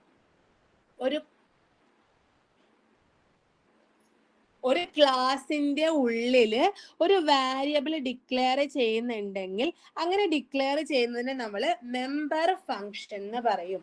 ഇനി ഒരു ക്ലാസിന്റെ പുറത്താണ് വാരിയബിൾ ഡിക്ലെയർ ചെയ്യുന്നതെങ്കിൽ അതിനെ നമ്മൾ എന്തെന്ന് പറയും? ഒരു ക്ലാസിന്റെ ഉള്ളിൽ വാരിയബിൾ ഡിക്ലെയർ ചെയ്യുന്നത് നമ്മൾ മെമ്പർ ഫംഗ്ഷൻ എന്ന് പറയും. ആ വാരിയബിൾ ഡിക്ലെയർ ചെയ്യുന്ന ആ ഒരു വാരിയബിളിന്റെ പേരുണ്ടാവില്ലേ, അതിനെ നമ്മൾ ഡാറ്റ മെമ്പർ എന്നും പറയും. ഓക്കെ, എക്സാമ്പിൾ നോക്കിക്കോ. ഇവിടെ ഞാൻ ക്ലാസ് ക്യൂബ് എന്ന് പറഞ്ഞിട്ട് ഒരു ക്ലാസ് ഡിക്ലെയർ ചെയ്തിട്ടുണ്ട്. ക്ലാസിന്റെ പേര് ക്യൂബ്. പ്രൈവറ്റ് എന്ന് പറയുന്ന ഒരു ക്ലാസ്സിലെ ഇന്റ് ഹൈറ്റും കളറും കൊടുത്തിട്ടുണ്ട്. ഈ ഹൈറ്റും കളറുമാണ് നമ്മളുടെ എന്ത്? Data members. ഹൈറ്റും കളറുമാണ് നമ്മളുടെ എന്ത്? Data members. ഇനി ഇതിനെ യൂസ് ചെയ്ത് നമുക്ക് ഫങ്ഷൻസ് ചെയ്യണ്ടേ? ഫങ്ഷൻസ് ചെയ്യുമ്പം അത് എന്തായിട്ട് മാറി? മെമ്പർ ഫങ്ഷൻസ് ആയിട്ട് മാറി. നോക്കിക്കോ, പ്രൈവറ്റിന്റെ ഉള്ളിൽ പബ്ലിക്കില് ഞാൻ ഫങ്ഷൻസ് ക്രിയേറ്റ് ചെയ്യാണ്. വോയിഡ് ഗെറ്റ് ക്യൂബ് ഇൻഫോ എന്ന് കൊടുത്തിട്ടുണ്ട്. സി ഔട്ട് എൻ്റർ ഹൈറ്റ്, ആ ഹൈറ്റിനെ റീഡ് ചെയ്യുന്നു സീൻ വെച്ചിട്ട്. ഇനി വീണ്ടും സി ഔട്ട് എൻ്റർ കളറിനെ സീൻ വെച്ചിട്ട് റീഡ് ചെയ്യുന്നു. അപ്പം ഈ ബോഡിക്കുള്ളിൽ നടക്കുന്ന ഈ ഒരു ഡാറ്റ മെമ്പേഴ്സ് ബോഡിക്കുള്ളിൽ നടക്കുന്ന ഈ ഒരു ഫംഗ്ഷനെ നമ്മൾ എന്തെന്ന് പറയും? മെമ്പർ ഫംഗ്ഷൻ അല്ലെങ്കിൽ മെത്തേഡ്സ് അല്ലെങ്കിൽ ബിഹേവിയേഴ്സ് എന്ന് പറയും. ഒന്നിക്കൽ മെമ്പർ ഫങ്ഷൻസ് എന്ന് പറയും, അല്ലെങ്കിൽ മെത്തേഡ്സ് എന്ന് പറയും, അല്ലെങ്കിൽ ബിഹേവിയർ എന്ന് പറയും. ഓക്കെ, അതിൽ യൂസ് ചെയ്യുന്ന ആ വാരിയബിൾ, ഹൈറ്റ്, കളർ പോലുള്ള വാരിയബിൾ ആണ് എന്ത്, ഡാറ്റ മെമ്പേഴ്സ് എന്ന് പറയുന്നത്. നെക്സ്റ്റ്, ഒരു ക്ലാസ് എങ്ങനെയാണ് ഡിഫൈൻ ചെയ്യുന്നത്? ഒരു ക്ലാസ് ഡിഫൈൻ ചെയ്യാൻ വേണ്ടിയിട്ട് നമ്മൾ പറഞ്ഞു ക്ലാസിന്റെ പേര്. ഇനി അതിന്റെ ഉള്ളിൽ നമുക്ക് എന്ത് യൂസ് ചെയ്യണം? പ്രൈവറ്റും പബ്ലിക്കും പ്രൊട്ടക്റ്റഡും ഒക്കെ ഉള്ള മെമ്പേഴ്സ് ആക്സസ് സ്പെസിഫയേഴ്സ് യൂസ് ചെയ്യും. ആ ആക്സസ് സ്പെസിഫയേഴ്സ് ഏതൊക്കെയാണെന്ന് നമുക്ക് പഠിക്കണം. ദെൻ അതിൽ ഏതൊക്കെ വാരിയബിൾസ്, ഏതൊക്കെ ആക്സസ് സ്പെസിഫയറിൽ എങ്ങനെയൊക്കെയാണ് യൂസ് ചെയ്യുന്നത് നമ്മൾ പഠിക്കണം. അപ്പോൾ ഒരു ക്ലാസ് ഡിക്ലെയർ ചെയ്യുന്നതിന്റെ സിമ്പിൾ ആയിട്ട് defining A class and declaring objects എന്നൊരു സിൻടാക്സ് ചോദിച്ചാൽ, ഒരു ക്ലാസ് ഡിഫൈൻ ചെയ്യുന്നതിന്റെ സിൻടാക്സ് ചോദിച്ചാൽ നമ്മൾ എന്ത് ചെയ്യുക? ക്ലാസിന്റെ പേര്, കേളി ബ്രാക്കറ്റിന്റെ ഉള്ളില് access specifiers, data members, member functions, ഇത്രയും കാര്യങ്ങൾ മാത്രം എഴുതിയാൽ മതി. പക്ഷേ ക്ലാസ് ഡിക്ലെയർ ചെയ്യുന്നതിന്റെ സിൻടാക്സ് വിത്ത് എക്സാമ്പിൾ ചോദിച്ചാൽ ഈ മെയിൻ ആയിട്ടുള്ള പ്രൈവറ്റും പബ്ലിക്കും വെച്ചിട്ടുള്ള സിൻടാക്സ് തന്നെ എഴുതണം. പിന്നെ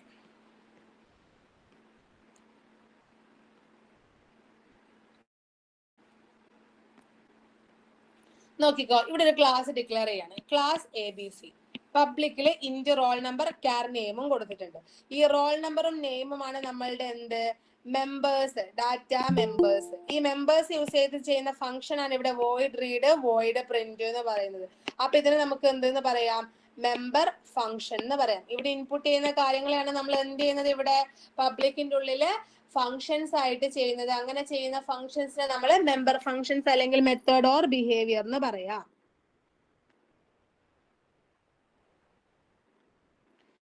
ഇനിയിപ്പോ ഒരു ക്വസ്റ്റ്യൻ ചോദിക്കാമെന്ന് വിചാരിച്ചാൽ, write a program to read and print student details using class.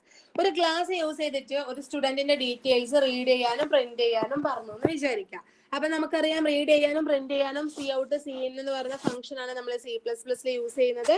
എങ്ങനെയാണ് അത് റീഡ് ചെയ്യുന്നത്? First normal hash include iostream.h, then hash include conio.h, header files ഒക്കെ നമ്മൾ ഫസ്റ്റ് കൊടുക്കും. ഹെഡർ ഫയൽസ് കൊടുത്ത ശേഷം നമ്മൾ ഒരു ക്ലാസ്സിനെ ഡിഫൈൻ ചെയ്യും.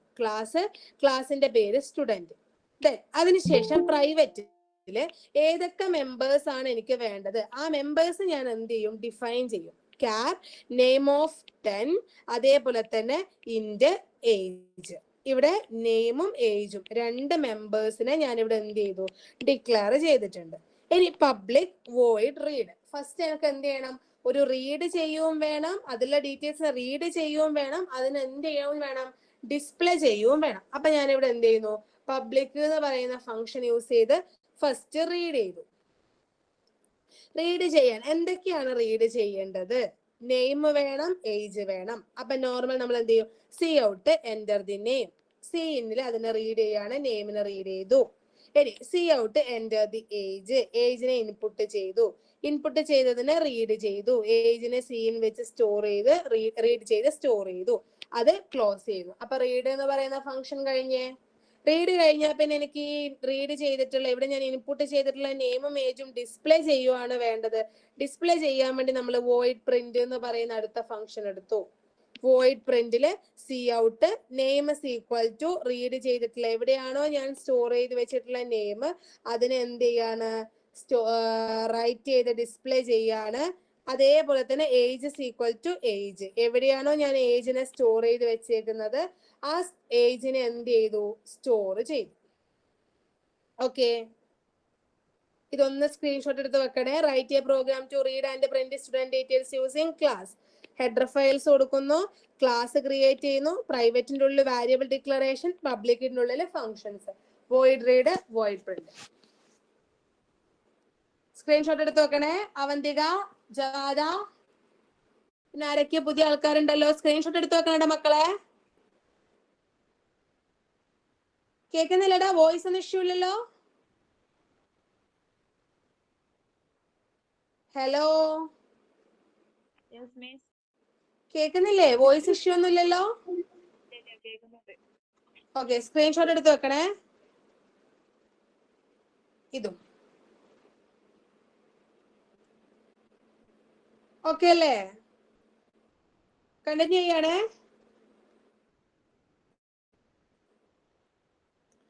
ഇനി ആ റീഡ് ചെയ്തു. റീഡ് പ്രിന്റ് എന്ന് പറയുന്ന നമ്മുടെ ഫംഗ്ഷൻസും അതേപോലെ റീഡ് എന്ന് പറയുന്ന ഫംഗ്ഷനും ചെയ്തു.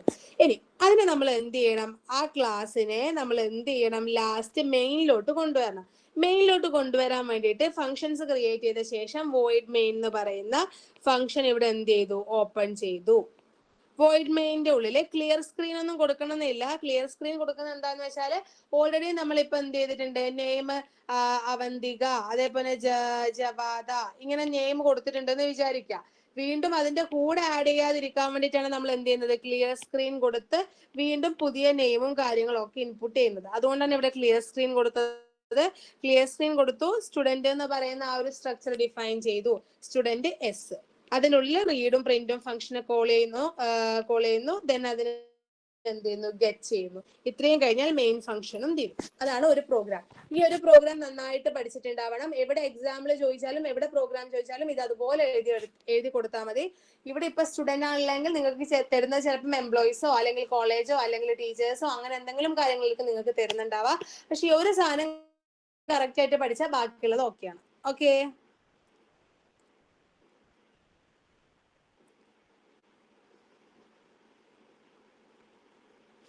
നെക്സ്റ്റ് എന്താണ് പാസിംഗ് മെസ്സേജ്? പാസിംഗ് മെസ്സേജ് എന്ന് പറഞ്ഞാൽ ടീച്ചർ എന്ന് പറയുന്ന ഒരു ഒബ്ജക്റ്റ് ഞാൻ ക്രിയേറ്റ് ചെയ്തിട്ടുണ്ട്, സ്റ്റുഡന്റ് എന്ന് പറയുന്ന ഒരു ഒബ്ജക്റ്റും ഉണ്ട്. അപ്പം ഈ ടീച്ചർ എന്ന് പറയുന്ന ഒബ്ജക്റ്റിൽ നിന്നും സ്റ്റുഡന്റ് എന്ന് പറയുന്ന ഒബ്ജക്റ്റിലോട്ട് എനിക്ക് എന്തെങ്കിലും മെസ്സേജസ് അല്ലെങ്കിൽ ഇൻഫോർമേഷൻസ് കൊടുക്കണമെങ്കിൽ അവിടെയാണ് ഞാൻ എന്ത് യൂസ് ചെയ്യുന്നത്? പാസിംഗ് മെസ്സേജ് യൂസ് ചെയ്യുന്നത്.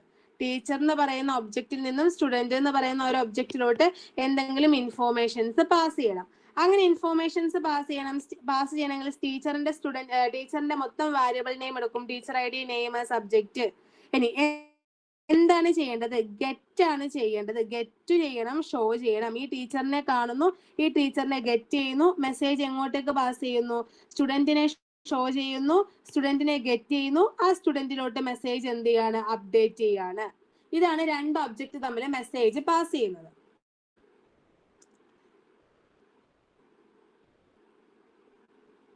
നോക്കിക്കോ, ഈ പ്രോഗ്രാം വളരെ ഇമ്പോർട്ടന്റ് ആണ്. നിങ്ങളുടെ ടെക്സ്റ്റ് ബുക്കിലുള്ള പ്രോഗ്രാം ആണ്. Write the following program implements a circle as an object. Circle എന്ന് പറയുന്നത് ഒരു ഒബ്ജക്റ്റ് ആണ്. The class circle declares the only data required, the radius and the member function. റേഡിയസും മെമ്പർ ഫംഗ്ഷനും ഡിക്ലെയർ ചെയ്യണം. For accepting the radius and displaying the area. Radius accept ചെയ്തിട്ട് area നമുക്ക് എന്ത് ചെയ്യണം? ഡിസ്പ്ലേ ചെയ്യും വേണം. First normal hash include header file കൊടുത്തു. ക്ലാസിന്റെ പേര് സർക്കിൾ. പ്രൈവറ്റിന്റെ ഉള്ളിൽ data type variable name. Member functions പ്രൈവറ്റിന്റെ ഉള്ളിൽ കൊടുത്തു. പ്രൈവറ്റിന്റെ ഉള്ളിൽ മെമ്പർ ഫംഗ്ഷൻസ് കൊടുത്ത ശേഷം പബ്ലിക്കിന്റെ ഉള്ളിൽ നമ്മൾ എന്ത് ചെയ്യുന്നു? Void get radius. Void get radius എന്ന് പറഞ്ഞിട്ട് റേഡിയസിന് ഇൻപുട്ട് ചെയ്യാനുള്ള ഫംഗ്ഷൻസ് കൊടുക്കാണ്. Void get radius.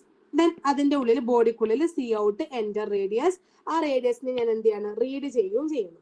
അപ്പൊ റേഡിയസ് എടുത്തു കഴിഞ്ഞാൽ പിന്നെ ആ റേഡിയസ് എന്ത് ചെയ്യണം? ആ റേഡിയസിൽ നിന്നും ഏരിയ കണ്ടുപിടിക്കണം. ഏരിയ കണ്ടുപിടിക്കാൻ വേണ്ടിയിട്ട് വോയിഡ് ഡിസ്പ്ലേ ഏരിയ എന്ന് പറഞ്ഞിട്ട് അടുത്ത ഫംഗ്ഷൻ ക്രിയേറ്റ് ചെയ്തു. ആ ഫംഗ്ഷന്റെ ഉള്ളിൽ സി ഔട്ട് ഏരിയ. എങ്ങനെയാണ് ഏരിയ കണ്ടത്? Pi R square. Pi R square പറയുമ്പോൾ 3.14 ഇൻറ്റു ഇവിടെ ഞാൻ ഇൻപുട്ട് ചെയ്തിട്ടുള്ള റേഡിയസ് ഏതാണോ അതിന്റെ സ്ക്വയർ. റേഡിയസ് കണ്ടു. റേഡിയസ് കണ്ട ശേഷം നമ്മൾ മെയിൻ ഓപ്പൺ ചെയ്യുന്നു. മെയിൻ്റെ ഉള്ളില് ക്ലാസ് ക്രിയേറ്റ് ചെയ്യുന്നു, സർക്കിൾ ക്ലാസ്. ആ ക്ലാസ്സിൽ നിന്നും റേഡിയസും ഏരിയയും എന്ത് ചെയ്യാണ്? ഇവിടുന്ന് മെസ്സേജ് സെൻഡ് ചെയ്തെടുക്കാണ്. അതായത് നമുക്ക് വേണമെങ്കിൽ കോളിംഗ് എന്നും പറയാം, അല്ലെങ്കിൽ ഫംഗ്ഷൻ കോളിംഗ് എന്നും പറയാം. അപ്പൊ മെയിനിന് ശേഷമുള്ളതാണ് നമ്മുടെ മെയിൻ പ്രോഗ്രാം. അതായത് ഫംഗ്ഷൻ കോളിങ്ങും അല്ലെങ്കിൽ മെസ്സേജ് കോളിങ്ങും അല്ലെങ്കിൽ മെസ്സേജ് പാസിങ്ങും ഈ കാര്യങ്ങളൊക്കെ നടക്കുന്നത് എവിടെയാണ്? മെയിനിലാണ്. നമ്മൾ മെമ്പർ ഫംഗ്ഷൻ ഡിഫൈൻ ചെയ്യുന്നത് പ്രൈവറ്റിലാണ്. മെമ്പർ വാരിയബിൾ ഡിക്ലെയർ ചെയ്യുന്നത് പ്രൈവറ്റിലാണ്. മെമ്പർ ഫംഗ്ഷൻ ഡിഫൈൻ ചെയ്യുന്നത് എവിടെയാണ്? പബ്ലിക്കിന്റെ ഉള്ളിലാണ്. ഇതും സ്ക്രീൻഷോട്ട് എടുത്ത് വെക്കാം. ഈ ഒരു പ്രോഗ്രാം പഠിച്ചാൽ മതി. നമുക്ക് എവിടെ നിന്ന് വേണേലും എങ്ങനെ വേണേലും എഴുതാം. ശ്രദ്ധിക്കേണ്ട ഇത്രയേ ഉള്ളൂ. ഹെഡർ ഫയൽസ് ക്രിയേറ്റ് ചെയ്യുക. ആ ഹെഡർ ഫയൽസിൽ നിന്നും പ്രൈവറ്റ് എന്ന് പറയുന്നിടത്തായിരിക്കണം നമ്മൾ മെമ്പർ വാരിയബിൾ ഡിക്ലെയർ ചെയ്യേണ്ടത്. പബ്ലിക്കിന്റെ ഉള്ളിലായിരിക്കണം നമ്മൾ മെമ്പർ ഫംഗ്ഷൻ ഡിക്ലെയർ ചെയ്യേണ്ടത്. ഇത് കഴിഞ്ഞ് മെയിൻ്റെ ഉള്ളിലായിരിക്കണം നമ്മൾ ഈ ക്രിയേറ്റ് ചെയ്തിട്ടുള്ള സാധനങ്ങൾ അല്ലെങ്കിൽ ഡിക്ലെയർ ആയിട്ടുള്ള സാധനങ്ങളെ കോൾ ചെയ്യുന്നത്. ഇനി ഡാറ്റ അബ്സ്ട്രാക്ഷൻ പറഞ്ഞു. ഡാറ്റ അബ്സ്ട്രാക്ഷൻ എന്ന് വെച്ചാൽ ഡാറ്റ ഹൈഡിങ്. ആവശ്യമുള്ള കാര്യങ്ങളെ മാത്രം പുറത്ത് കാണിച്ച് ആവശ്യമില്ലാത്തതിനെയൊക്കെ ഹൈഡ് ചെയ്ത് വെക്കുന്നതിനാണ് ഡാറ്റ അബ്സ്ട്രാക്ഷൻ എന്ന് പറയുന്നത്. ഇനി ഡാറ്റ എൻകാപ്സുലേഷൻ. ഡാറ്റ എൻകാപ്സുലേഷൻ എന്ന് വെച്ചാൽ wrapping up of data and methods into a single unit. ഡാറ്റയും മെത്തേഡ്സും ഒക്കെ ഒരു സിംഗിൾ യൂണിറ്റിൽ റാപ്പ് ചെയ്ത് പൊതിഞ്ഞു വെക്കുന്നതിനെയാണ് ഡാറ്റ എൻകാപ്സുലേഷൻ പറയുന്നത്. മൊഡുലാരിറ്റി. മൊഡുലാരിറ്റി എന്ന് പറയുന്നത് ഇപ്പോൾ സ്കൂൾ എന്ന് പറയുന്ന ഒരു സോഫ്റ്റ്വെയർ നമ്മൾ ഉണ്ടാക്കുന്നുണ്ടെങ്കിൽ ആ സ്കൂൾ എന്ന് പറയുന്ന സോഫ്റ്റ്വെയറിനെ നമ്മൾ മെയിൻ ആയിട്ട് രണ്ടായിട്ട് ഡിവൈഡ് ചെയ്യുന്നുണ്ട്. ഒന്ന് സ്റ്റുഡന്റ്, ഒന്ന് ടീച്ചർ. ഓക്കെ, സ്റ്റുഡന്റിന്റെ എന്തൊക്കെ പ്രോസസ്സ് ഉണ്ടാവും? സ്റ്റുഡന്റിന്റെ രജിസ്ട്രേഷൻ ഉണ്ടാവും, സ്റ്റുഡന്റിന്റെ സ്കോർ കാർഡ് ഉണ്ടാവും, സ്റ്റുഡന്റിന്റെ പ്രീവിയസ് സ്കൂൾ ഡീറ്റെയിൽസ് ഉണ്ടാവും, സ്റ്റുഡന്റിന്റെ കറന്റ് ക്ലാസ് ഉണ്ടാവും, റോൾ നമ്പർ ഉണ്ടാവും, അങ്ങനെയുള്ള കാര്യങ്ങളൊക്കെ സ്റ്റുഡന്റ് ഡീറ്റെയിൽസ് ഉണ്ടാവും. ഇനി ടീച്ചർ ആണെങ്കിൽ ടീച്ചറിന്റെ ഫുൾ അഡ്രസ് ഉണ്ടാവും, ടീച്ചറിന്റെ സബ്ജക്ട് ഉണ്ടാവും, ടീച്ചറിന്റെ ക്ലാസ് ഉണ്ടാവും, ടീച്ചറിന്റെ വേറെ എന്തെങ്കിലും അഡീഷണൽ വർക്ക് ഉണ്ടെങ്കിൽ അതുണ്ടാവും. അങ്ങനെയുള്ള കാര്യങ്ങളൊക്കെ ആയിരിക്കും ടീച്ചർ എന്ന് പറയുന്ന മൊഡ്യൂളിൽ ഉണ്ടാവുക. അപ്പൊ ഒരു സോഫ്റ്റ്വെയർ അല്ലെങ്കിൽ ഒരു പ്രോഗ്രാം നിർമ്മിക്കുമ്പോൾ അല്ലെങ്കിൽ ക്രിയേറ്റ് ചെയ്യുമ്പോൾ നമ്മൾ എന്ത് ചെയ്യുന്നു? മെയിൻ ആയിട്ട് അതിന് എന്ത് ചെയ്യുന്നു? കുഞ്ഞു കുഞ്ഞു മൊഡ്യൂൾ ആയിട്ട് ഡിവൈഡ് ചെയ്യുന്നു. അങ്ങനെ മൊഡ്യൂൾ ആയിട്ട് ഡിവൈഡ് ചെയ്യുന്നതിനെയാണ് നമ്മൾ മൊഡ്യൂളാരിറ്റി എന്ന് പറയുന്നത്. ഇതാണ് ഫസ്റ്റ് പാർട്ട് ഒബ്ജക്റ്റ് ഓറിയന്റഡ് പ്രോഗ്രാമിംഗിൽ പഠിക്കാനുള്ളത്. ഇത് എവിടെയെങ്കിലും എന്തെങ്കിലും ഡൗട്ട് ഉണ്ടോ? First part object oriented programming എന്ന് പറയുന്ന ഒരു കോൺസെപ്റ്റിൽ പഠിക്കാനുള്ളത് ഇത്രയും കാര്യമാണ്. എന്താണ് പ്രോഗ്രാം അല്ലെങ്കിൽ എന്താണ് program and programming paradigm? Programming paradigm 3 type ഉണ്ട്. Structured, top down, bottom up. Bottom up, top down, structured. ഇത് മൂന്നും എന്താണെന്ന് ഞാൻ പറഞ്ഞു. ദെൻ പ്രൊസീജിയർ ഓറിയന്റഡ് പ്രോഗ്രാമിംഗ് ലാംഗ്വേജും അതേപോലെ തന്നെ ഒബ്ജക്റ്റ് ഓറിയന്റഡ് പ്രോഗ്രാമിംഗ് ലാംഗ്വേജും പറഞ്ഞു. Procedure oriented programming language versus object oriented programming language question ഉണ്ടായതാണ്. ഉറപ്പായിട്ടും ഇനി വരുന്ന എക്സാമ്പിലും ഉണ്ടാവും. Procedure oriented programming language versus object oriented programming language. Then object oriented programming language SA may be വരാം. എന്താണ് SA വരാന്ന് വെച്ചാൽ OOP concept, object oriented programming concepts. ഏതൊക്കെയാണ് ഒബ്ജക്റ്റ് ഓറിയന്റഡ് പ്രോഗ്രാമിംഗിന്റെ concept? Class, object, class, data hiding, data encapsulation, polymorphism, inheritance, modularity. ഇത്രയും കാര്യങ്ങൾ plus അതിന്റെ കൂടെ ഒരു ക്ലാസ് ക്രിയേറ്റ് ചെയ്യുന്ന അല്ലെങ്കിൽ ഒരു ഒബ്ജക്റ്റ് ക്രിയേറ്റ് ചെയ്യുന്ന പ്രോഗ്രാം. ഇത്രയും കാര്യങ്ങൾ ഓക്കെ ആണോ അവന്തിക, ജവാദ? ബാക്കിയുള്ള പിള്ളേരും പറയണേ മക്കളെ. ഓക്കെ ആണോടാ? ഓക്കെ ആണോ? ഓക്കെ. നെക്സ്റ്റ് നമ്മളിപ്പം ഇൻഹെറിറ്റൻസും പോളിമോർഫിസും ഒക്കെ അവിടെ പഠിച്ചു. ഇനി ഇൻഹെറിറ്റൻസും പോളിമോർഫിസും ഒക്കെ കുറച്ച് ഡീറ്റെയിൽ ആയിട്ട് നമുക്ക് പഠിക്കാനുണ്ട്. ഇൻഹെറിറ്റൻസ് എന്ന് പറഞ്ഞാൽ നമ്മൾ പറഞ്ഞു മറ്റൊരാളുടെ ഒരു ഒബ്ജക്റ്റ്. മിസ്സേ, പുതിയ കുറച്ച് കുട്ടികളുണ്ട്, വേണമെങ്കിൽ ഒന്ന് പേര് ചോദിച്ച് പരിചയപ്പെട്ടോളൂ കേട്ടോ. Okay sir, okay. എനിക്ക് പേരറിയാത്തോണ്ടാണ് ഞാൻ വിളിക്കാത്തത്. എന്തായിരുന്നു പേര്? എടാ മക്കളെ, ഒന്ന് പുതിയ ആൾക്കാരൊന്ന് പേര് പറഞ്ഞേ.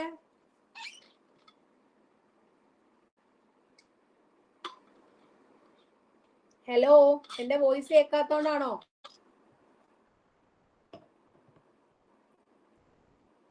ഹലോ എടാ മക്കളെ. സാർ, കുട്ടികൾ റെസ്പോണ്ട് ചെയ്യുന്നില്ല. ഇതില് അർഷു, ആകാശ്, ജയശ്രീ, സമീറ, സൈഫ് എന്നൊക്കെ പറഞ്ഞ അക്കൗണ്ടുകളാണ് ഓപ്പൺ ആയി കിടക്കുന്നത്. ഈ കുട്ടികൾക്ക് ആരൊക്കെയാണ് അവരെ പേരൊന്ന് പറയുകയാണെന്നുണ്ടെങ്കിൽ ടീച്ചർക്ക് നിങ്ങളെ അറിയാൻ പറ്റും. ഒന്ന് ഐഡന്റിഫൈ ചെയ്ത് കൊടുക്കണേ. എടാ, എനിക്ക് ആകെ 2 ദിവസമായിട്ട് പരിചയമുള്ളത് ഇവർ 2 പേരെ മാത്രമാണ്. അപ്പൊ നിങ്ങളൊക്കെ പേര് പറഞ്ഞ് സപ്പോർട്ട് ചെയ്യണമെങ്കിൽ നമുക്ക് അടിപൊളിയായിട്ട് പോവാം. പിന്നെ റിവിഷൻ ആണ്, ആലോചിക്കണം. നിങ്ങൾ എല്ലാ കോൺസെപ്റ്റും പഠിച്ചിരിക്കുന്നതാണ്, അതുകൊണ്ടാണ് ഇത്രയും സ്പീഡ് പോകുന്നത്. അല്ലാതെ നമുക്കൊരു ചാപ്റ്റർ ഒരു ദിവസം കൊണ്ട് എടുത്ത് തീർക്കാൻ വേണ്ടി പറ്റില്ല. അതിൽ എന്തൊക്കെയാണ് നമുക്ക് ആവശ്യമുള്ള പോർഷൻസ് എന്നുള്ളത് എനിക്ക് ഡീറ്റെയിൽ ആയിട്ട് ആ പോർഷൻസ് സ്ട്രെസ് ചെയ്ത് പറഞ്ഞുതരാൻ പറ്റും. എടാ, പേര് പറഞ്ഞ മക്കളെ, അല്ലെങ്കിൽ ഞാൻ തുടങ്ങാട്ടോ. സമയമില്ല നമുക്ക് കളയാനേ. മിസ് എന്താ കണ്ടിന്യൂ ചെയ്തോളി. Okay sir. അർഷദ് പറയുന്നുണ്ട്, ഹാൻഡ് റൈസ് ചെയ്തിട്ടുണ്ട്.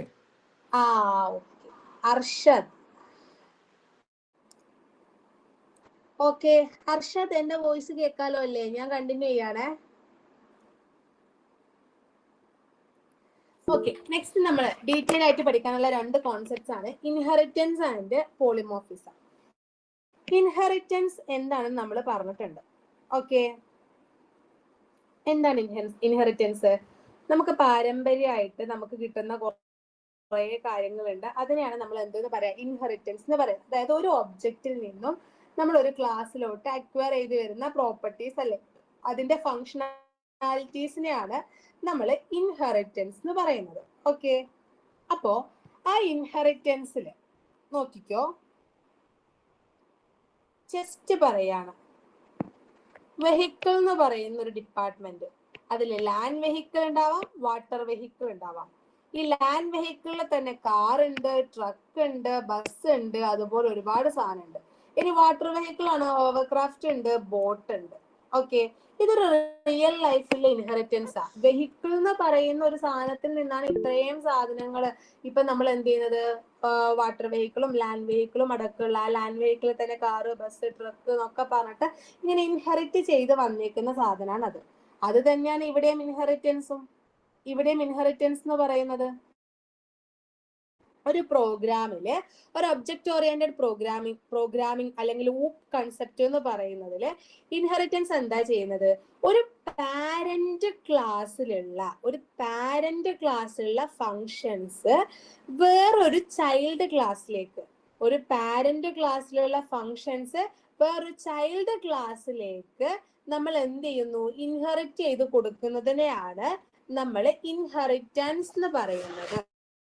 ഓക്കെ, ഇതില് മെയിൻ ആയിട്ട് ശ്രദ്ധിച്ചോ, ഈ പാരന്റ് സ്ട്രെസ് ചെയ്യുന്ന പറയുന്നത് ഇത് ഇമ്പോർട്ടന്റ് ആയതുകൊണ്ടാണ്. ഈ പാരന്റ് ക്ലാസ്സിനെ നമുക്ക് super class or base class എന്ന് പറയാം.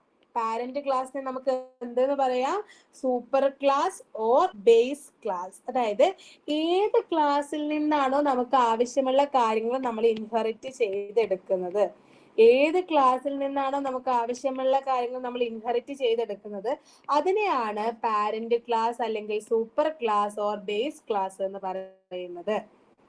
ഇനി അതല്ല, എന്താണ് ചൈൽഡ് ക്ലാസ് അല്ലെങ്കിൽ സബ് ക്ലാസ്? എഴുതി വെക്കണേ, or derived class. Child class, sub class or derived class എന്ന് പറഞ്ഞാൽ നമ്മൾ ഏതിലേക്കാണോ നമുക്ക് ആവശ്യമുള്ള പ്രോപ്പർട്ടീസ് നമ്മൾ എടുക്കുന്നത്. ഇപ്പൊ പാരന്റിൽ നിന്നും എങ്ങോട്ടേക്ക് എടുക്കുന്നു, ചൈൽഡിലോട്ട് എടുക്കുന്നു. അപ്പൊ ചൈൽഡിന്റെ ആവശ്യമാണ് അത് എടുക്കുക എന്നുള്ളത്. ഓക്കെ, അങ്ങനെ ആവശ്യമുള്ളിടത്തോട്ടൊക്കെ വലിച്ചെടുക്കുന്നതിനെയാണ് ചൈൽഡ് ക്ലാസ് എന്ന് പറയുന്നത്.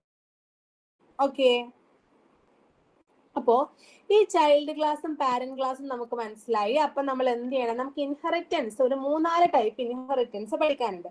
മെയിൻ ആയിട്ടും എസ്എ ക്വസ്റ്റ്യൻ ചോദിക്കുന്ന ഒരു ഇമ്പോർട്ടന്റ് പോർഷൻ ആണ് ഈ ടൈപ്സ് ഓഫ് ഇൻഹെറിറ്റൻസ്. അതിൽ ഫസ്റ്റ് വൺ ആണ് സിംഗിൾ ഇൻഹെറിറ്റൻസ്.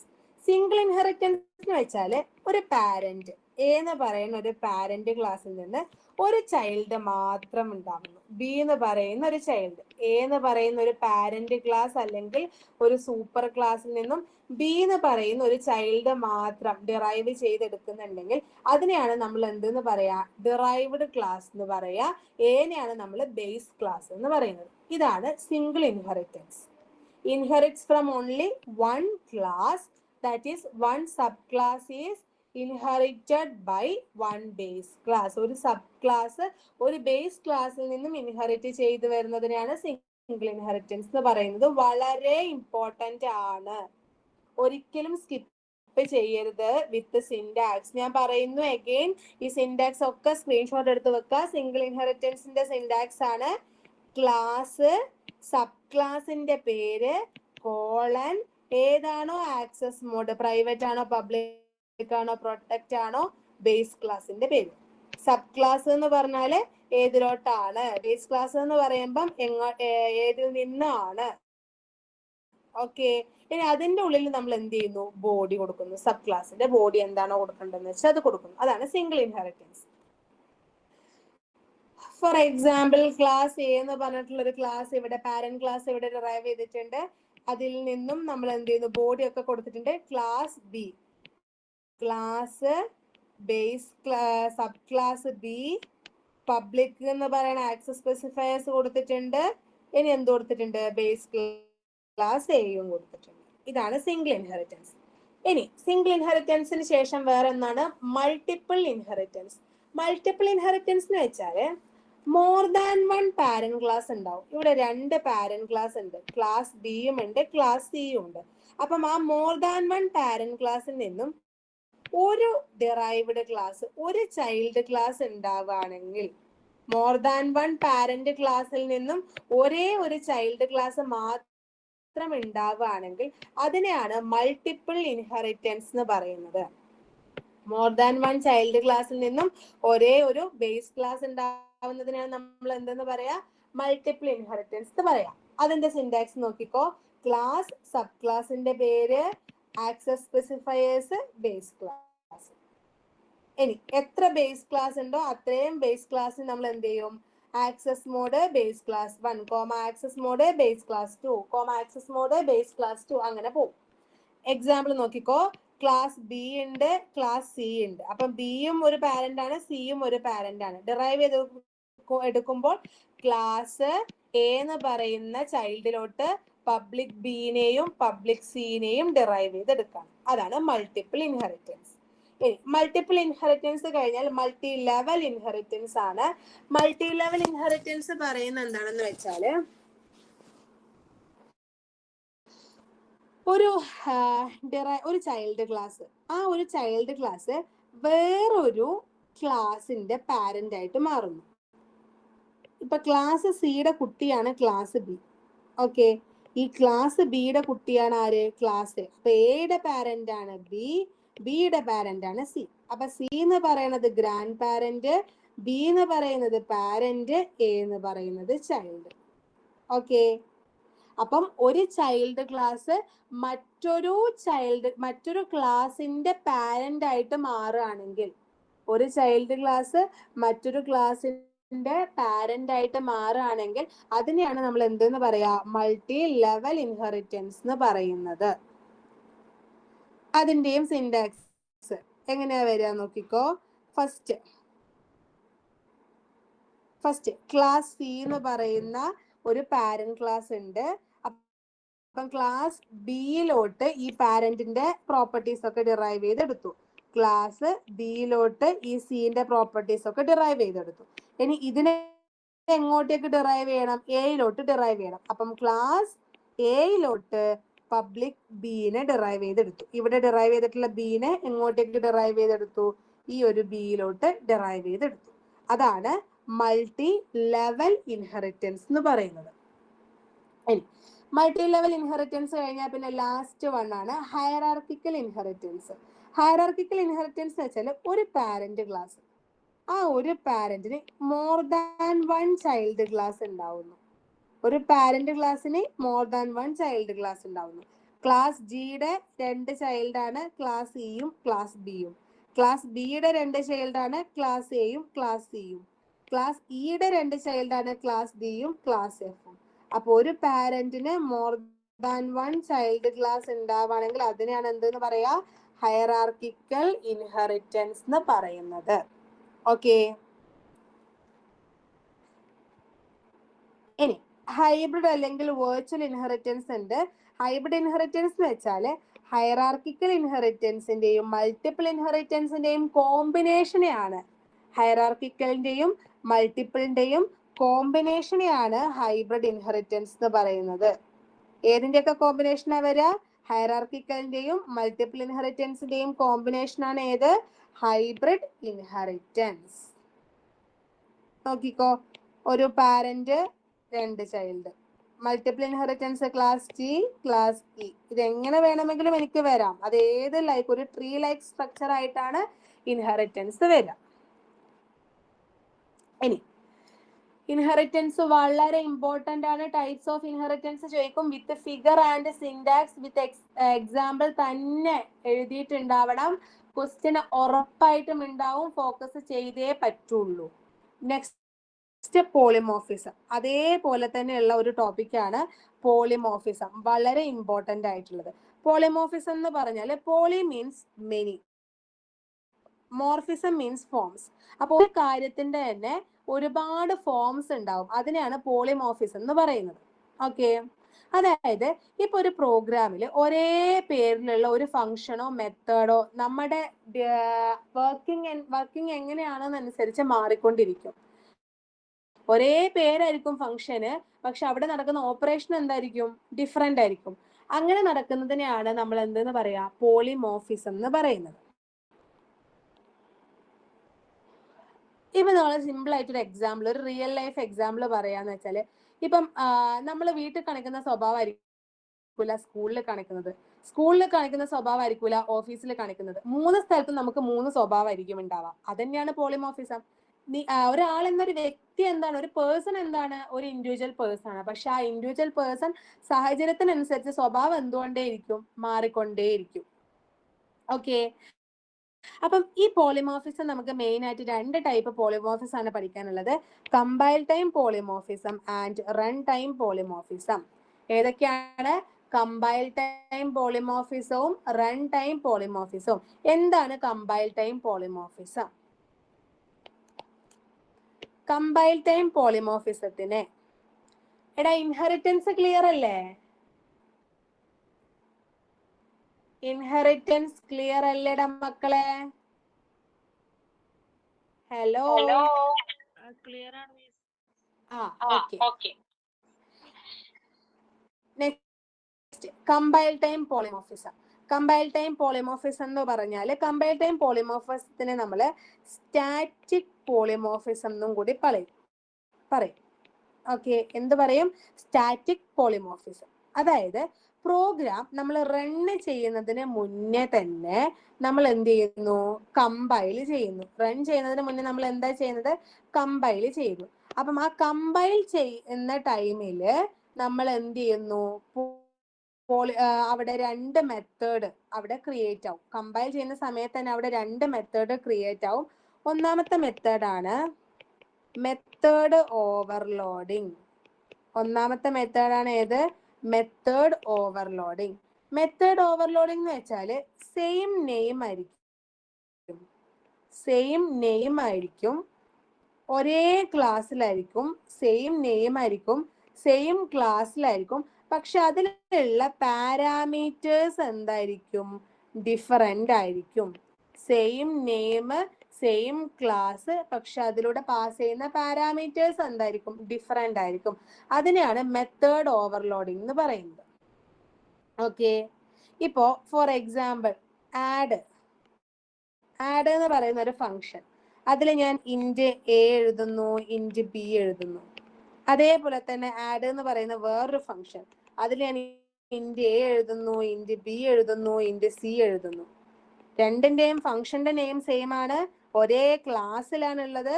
പക്ഷെ അതിലൂടെ പാസ് ചെയ്യുന്ന പാരാമീറ്റേഴ്സ് എന്താ? ഒന്നിൽ എ ബി ആണ്, ഒന്നിൽ എ ബി സി ആണ്. അതാണ് മെത്തേഡ് ഓവർലോഡിങ്.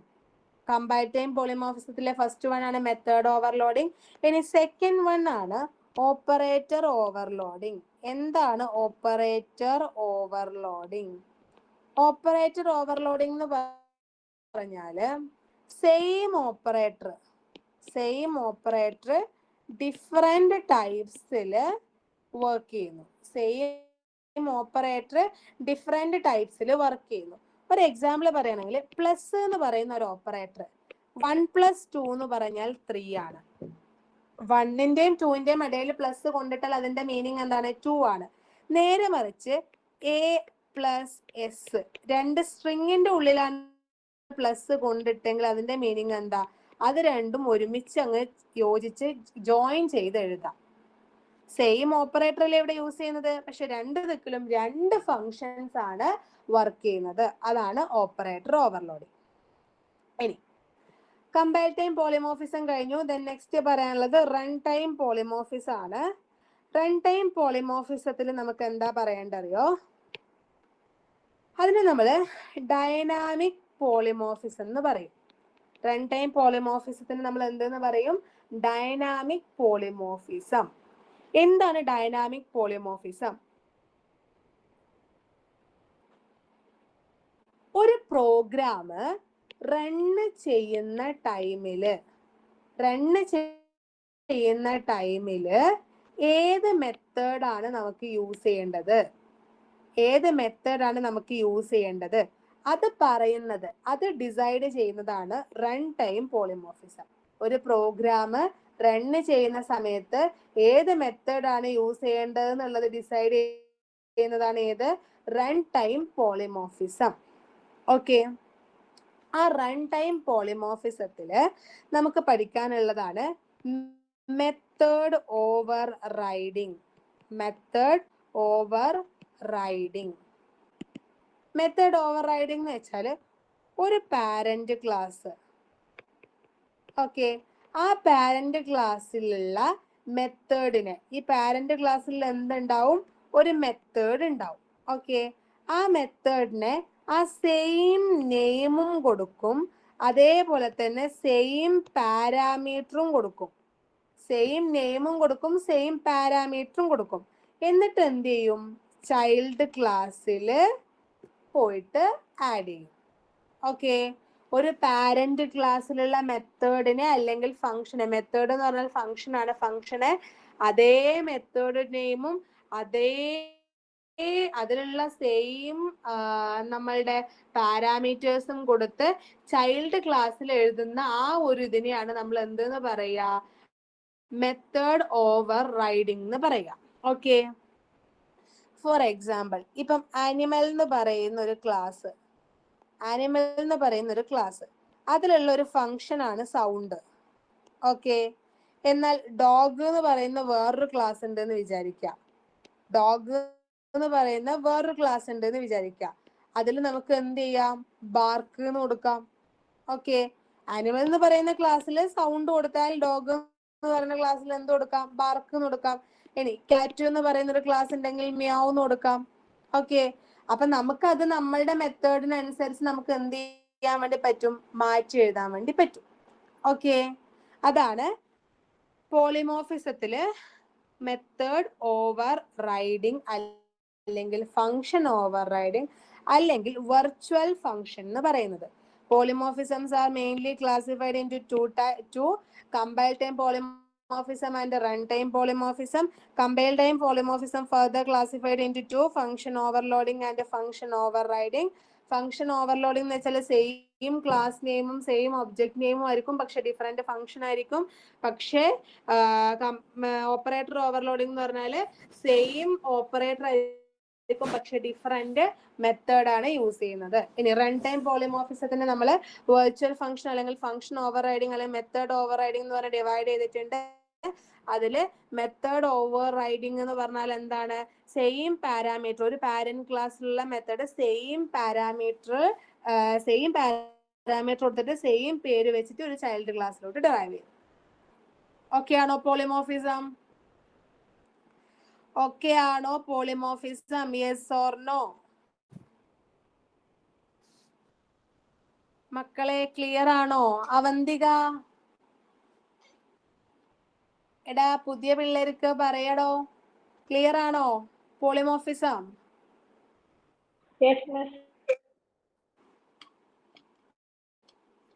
ഓക്കെ, അപ്പം ഈ കാര്യങ്ങളാണ് ഇവിടെ എഴുതി വെച്ചേക്കുന്നത്. ഈ പറഞ്ഞിട്ടുള്ള കാര്യങ്ങൾ മാത്രം, ഫംഗ്ഷൻ ഓവർലോഡിങ്, ഓവർ റൈഡിങ്, അതുപോലുള്ള കാര്യങ്ങൾ. ഇനി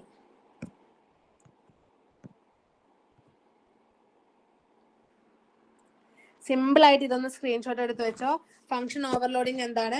same name different argument. Function overriding എന്ന് വെച്ചാൽ സെയിം നെയിം സെയിം ആർഗ്യുമെന്റ്, പക്ഷെ ഇൻഹെറിറ്റൻസ് എന്ത് ചെയ്യും? ഓവർ റൈഡ് ചെയ്യും. ഇനി മെത്തേഡ് ഓവർലോഡിംഗ് എന്ന് വെച്ചാല്, ഓപ്പറേറ്റർ ഓവർലോഡിംഗ് എന്ന് വെച്ചാല് സെയിം ഓപ്പറേറ്റർ പക്ഷെ ഡിഫറെന്റ് ഫംഗ്ഷൻ. ഇനി നമുക്ക് ആക്സസ് മോഡിഫയേഴ്സ് നമുക്ക് പഠിക്കാനുണ്ടായിരുന്നു. 3 ടൈപ്പ് ആക്സസ് മോഡിഫയേഴ്സ് ആണ് നമുക്ക് പഠിക്കാനുള്ളത്: public, private, protect. 3 type access modifiers പഠിക്കാനുണ്ട്: പബ്ലിക്, പ്രൈവറ്റ്, പ്രൊട്ടക്റ്റഡ്. ഓക്കെ, അതിൽ പബ്ലിക് എന്താണെന്ന് വെച്ചാല് ഒരു ഫംഗ്ഷന്റെ ഉള്ളില്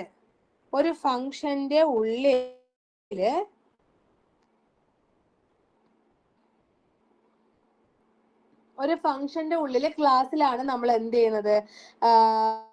ഒരു ഫംഗ്ഷൻ, ഒരു മെത്തേഡ് ഉള്ളത് എങ്കിൽ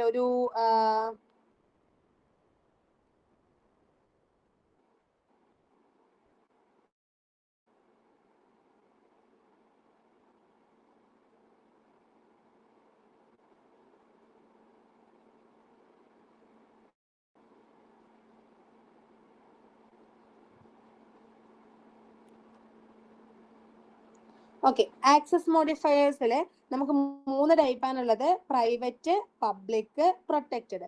അപ്പം ഫസ്റ്റ് നമ്മൾ നേരത്തെ യൂസ് ചെയ്തതാണ് പ്രൈവറ്റും പബ്ലിക്കും. ഓക്കെ, പ്രൈവറ്റ് എന്ന് പറയുമ്പം നമ്മൾ പ്രൈവറ്റ് ആയിട്ട് നമ്മൾ എന്ത് ചെയ്യേണ്ടത്, നമ്മൾ ഇൻസ്റ്റഗ്രാം അക്കൗണ്ട് ഒക്കെ പ്രൈവറ്റ് ആയിട്ട് വെക്കാറില്ലേ? അപ്പം അതേപോലെ തന്നെ ആ ഒരു ക്ലാസിന്റെ ഉള്ളിൽ മാത്രമാണ് നമുക്ക് എന്ത് ചെയ്യാൻ വേണ്ടി പറ്റുന്നത്, പ്രൈവറ്റ് ആയിട്ട് നമ്മളുടെ വാരിയബിൾസിനെ അല്ലെങ്കിൽ നമ്മളുടെ മെമ്പേഴ്സിനെ പ്രൊട്ടക്ട് ചെയ്ത് വെക്കാൻ വേണ്ടി പറ്റുന്നത്. അപ്പൊ ക്ലാസിന്റെ പുറത്ത് നമുക്ക് എന്ത് ചെയ്യാൻ വേണ്ടി പറ്റില്ല, ആ ഒരു വാരിയബിൾ കാണാൻ വേണ്ടി പറ്റില്ല. അതിനെയാണ് പ്രൈവറ്റ് ആക്സസ് മോഡിഫയർ എന്ന് പറയുന്നത്. ഇനി പബ്ലിക് ആണെങ്കിൽ എല്ലാവർക്കും ഒരേപോലെ അവൈലബിൾ ആണ്. ഏത് വാരിയബിൾ പബ്ലിക് ആയിട്ട് കൊടുത്താലും ആ പ്രോഗ്രാമിൽ ഏത് ക്ലാസ്സിൽ വേണമെങ്കിലും ആ വാരിയബിൾ യൂസ് ചെയ്യാം. യാതൊരുവിധ റെസ്ട്രിക്ഷനും ഇല്ല. ഒരു നോർമൽ നമ്മളിപ്പോ ഒരു വീട്ടിലോട്ട് പോകുന്ന ഒരു വഴി പൊതുവഴിയാണെങ്കിൽ നമുക്ക് ആർക്കും യൂസ് ചെയ്യാം. ചില സ്ഥലങ്ങളിലൊക്കെ കാണാം ഇത് പൊതുവഴിയല്ല, അതെന്താണ്, പ്രൈവറ്റ് റോഡാണ്. അപ്പം അതേപോലെ തന്നെയാണ് ഇവിടെയും പ്രൈവറ്റും പബ്ലിക്കും എന്ന് പറയുന്നത്. ഒരു വാരിയബിൾ അല്ലെങ്കിൽ ഒരു മെത്തേഡ് പബ്ലിക് ആണ് എന്ന് പറയുകയാണെങ്കിൽ ആ പ്രോഗ്രാമിൽ ഏത് ക്ലാസ്സിലും അത് യൂസ് ചെയ്യാൻ വേണ്ടി പറ്റും. പക്ഷേ അത് പ്രൈവറ്റ് ആണെങ്കിൽ അവിടെ എന്താ ചെയ്യാൻ വേണ്ടി പറ്റുക, ആ ഒരു ക്ലാസിന്റെ ഇൻസൈഡ് മാത്രമേ അത് എന്ത് ചെയ്യാൻ വേണ്ടി പറ്റുള്ളൂ, യൂസ് ചെയ്യാൻ വേണ്ടി പറ്റുള്ളൂ. ഇനി പ്രൊട്ടക്റ്റഡ് ആണെന്ന് വിചാരിക്കുക. പ്രൊട്ടക്റ്റഡ് എന്ന് വെച്ചാൽ ഇതിപ്പോ ഒരേ പാക്കേജിലുള്ള ക്ലാസ് അല്ലെങ്കിൽ ഒരു ക്ലാസ്സിനെ ഇൻഹെറിറ്റ് ചെയ്യുന്ന സമയത്ത് സബ് ക്ലാസ്സിന് മാത്രമേ അത് ഉണ്ടാവുള്ളൂ, പ്രൊട്ടക്ട് ചെയ്തിട്ടുണ്ടാവുള്ളൂ. ഇപ്പൊ ഒരേ പാക്കേജിലുള്ള ഒരു ക്ലാസ്സിനും അതേപോലെ തന്നെ ആ ക്ലാസ്സിനെ ഇൻഹെറിറ്റ് ചെയ്യുന്ന സബ് ക്ലാസ്സിനും മാത്രമേ അത് എന്ത് ചെയ്യുള്ളൂ, അവൈലബിൾ ആവുള്ളൂ. അതിനെയാണ് പ്രൊട്ടക്റ്റഡ് എന്ന് പറയുന്നത്. ഓക്കെ, ഇനി വേറെ ആക്സസ് മോഡിഫയർ കൂടി ഉണ്ട്, ഡിഫോൾട്ട്. ഡിഫോൾട്ട് എന്ന് വെച്ചാൽ നമ്മൾ പ്രത്യേകിച്ച് ഒന്നും കൊടുത്തിട്ടില്ലെങ്കിലും അതിന് നമ്മൾ എന്ത് ചെയ്യും, ഡിഫോൾട്ട് ആയിട്ട് വെക്കും. ഡിഫോൾട്ട് ആയിട്ട് വെക്കാന്ന് വെച്ചാൽ പ്രൈവറ്റും കൊടുക്കുന്നില്ല, പബ്ലിക്കും കൊടുക്കുന്നില്ല, പ്രൊട്ടക്റ്റും കൊടുക്കുന്നില്ല. ഇപ്പൊ ഒരു ഫ്ലാറ്റിൽ ഇപ്പൊ അത് താമസിക്കുന്നുണ്ടെങ്കിൽ അത് അവർക്ക് മാത്രമേ ഉപയോഗിക്കാൻ വേണ്ടി, ആ ഒരു ഫ്ലാറ്റിൽ ഇപ്പൊ നമ്മളിപ്പോ എന്തായിരുന്നു ഒരാൾ താമസിക്കുന്നുണ്ടെന്ന് വിചാരിക്കുക. അപ്പം അവർക്ക് മാത്രം, ആ ഒരു ഫ്ലാറ്റുകാർക്ക് മാത്രം ഉപയോഗിക്കാൻ ഒരു ലിഫ്റ്റ് ഉണ്ടെന്ന് വിചാരിക്കുക. വേറെ ആർക്കും യൂസ് ചെയ്യാൻ വേണ്ടി പറ്റൂല. അത് നമുക്ക് പ്രൈവറ്റ് എന്ന് പറയാൻ വേണ്ടി പറ്റൂല, പബ്ലിക് എന്ന് പറയാൻ വേണ്ടി പറ്റൂല, പ്രൊട്ടക്റ്റഡ് എന്നും പറയാൻ വേണ്ടി പറ്റൂല. അതെന്താണ്, ഡിഫോൾട്ട് ആണ്. ഓക്കെ, അവർക്ക് അത് എപ്പോ വേണമെങ്കിലും യൂസ് ചെയ്യാം എന്നുള്ള രീതിയിൽ. ഇനി ക്വസ്റ്റ്യൻസ് ആണ്, ഞാൻ ഇമ്പോർട്ടന്റ് ക്വസ്റ്റ്യൻസ് ആണ് പറയുന്നത്, നോട്ട് ചെയ്യുക. Just a minute. ഇത്രയും കാര്യങ്ങളാണ് ഈ ചാപ്റ്ററിൽ ഇമ്പോർട്ടന്റ് ആയിട്ട് പഠിക്കാനുള്ളത്. അതിൽ polymorphism, inheritance, method overloading, method over riding, operator overloading and object oriented concept. ഇത്രയും കാര്യങ്ങളാണ് മെയിൻ ആയിട്ട് നമുക്ക് വേണ്ടത്. ഇത്രയും കാര്യങ്ങൾ ക്ലിയർ ആണോ അല്ലയോ? ഇത്രയും കാര്യങ്ങൾ ക്ലിയർ ആണോ? Yes or no?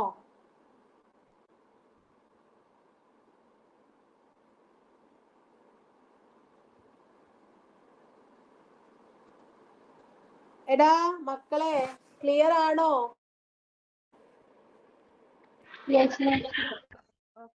Okay okay okay. ഇതിന്റെ ക്വസ്റ്റ്യൻസ് ഞാൻ ഇപ്പൊ തരാം. Just a minute, 2 minutes.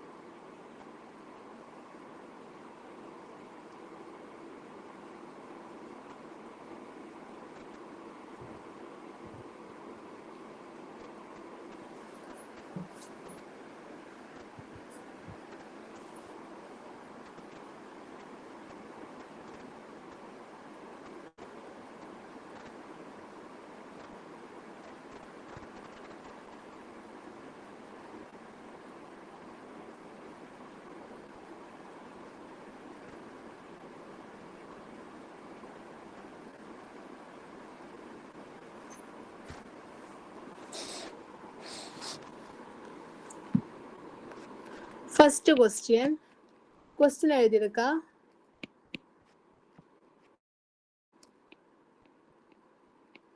What is OOP? OOP stands for Object Oriented Programming Language. എഴുതാം. അതേപോലെ തന്നെ സെക്കൻഡ് ക്വസ്റ്റ്യൻ ആണ്, ക്ലാസ് വേഴ്സസ് ഒബ്ജക്റ്റ്. എന്താണ് ക്ലാസും ഒബ്ജക്റ്റും? അതേപോലെ തന്നെ procedure oriented programming language versus object oriented programming language. അതേപോലെ നമുക്ക് മെയിൻ ആണ് object oriented programming language concepts. അതില് data abstraction, encapsulation, data encapsulation, objects,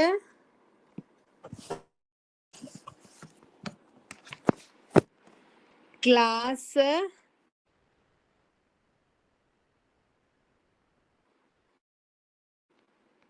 polymorphism,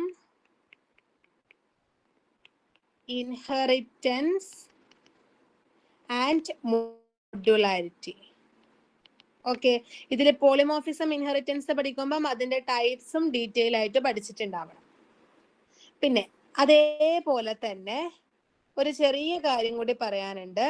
എന്താണ് കൺസ്ട്രക്ടേഴ്സ് ആൻഡ് ഡിസ്ട്രക്ടേഴ്സ്?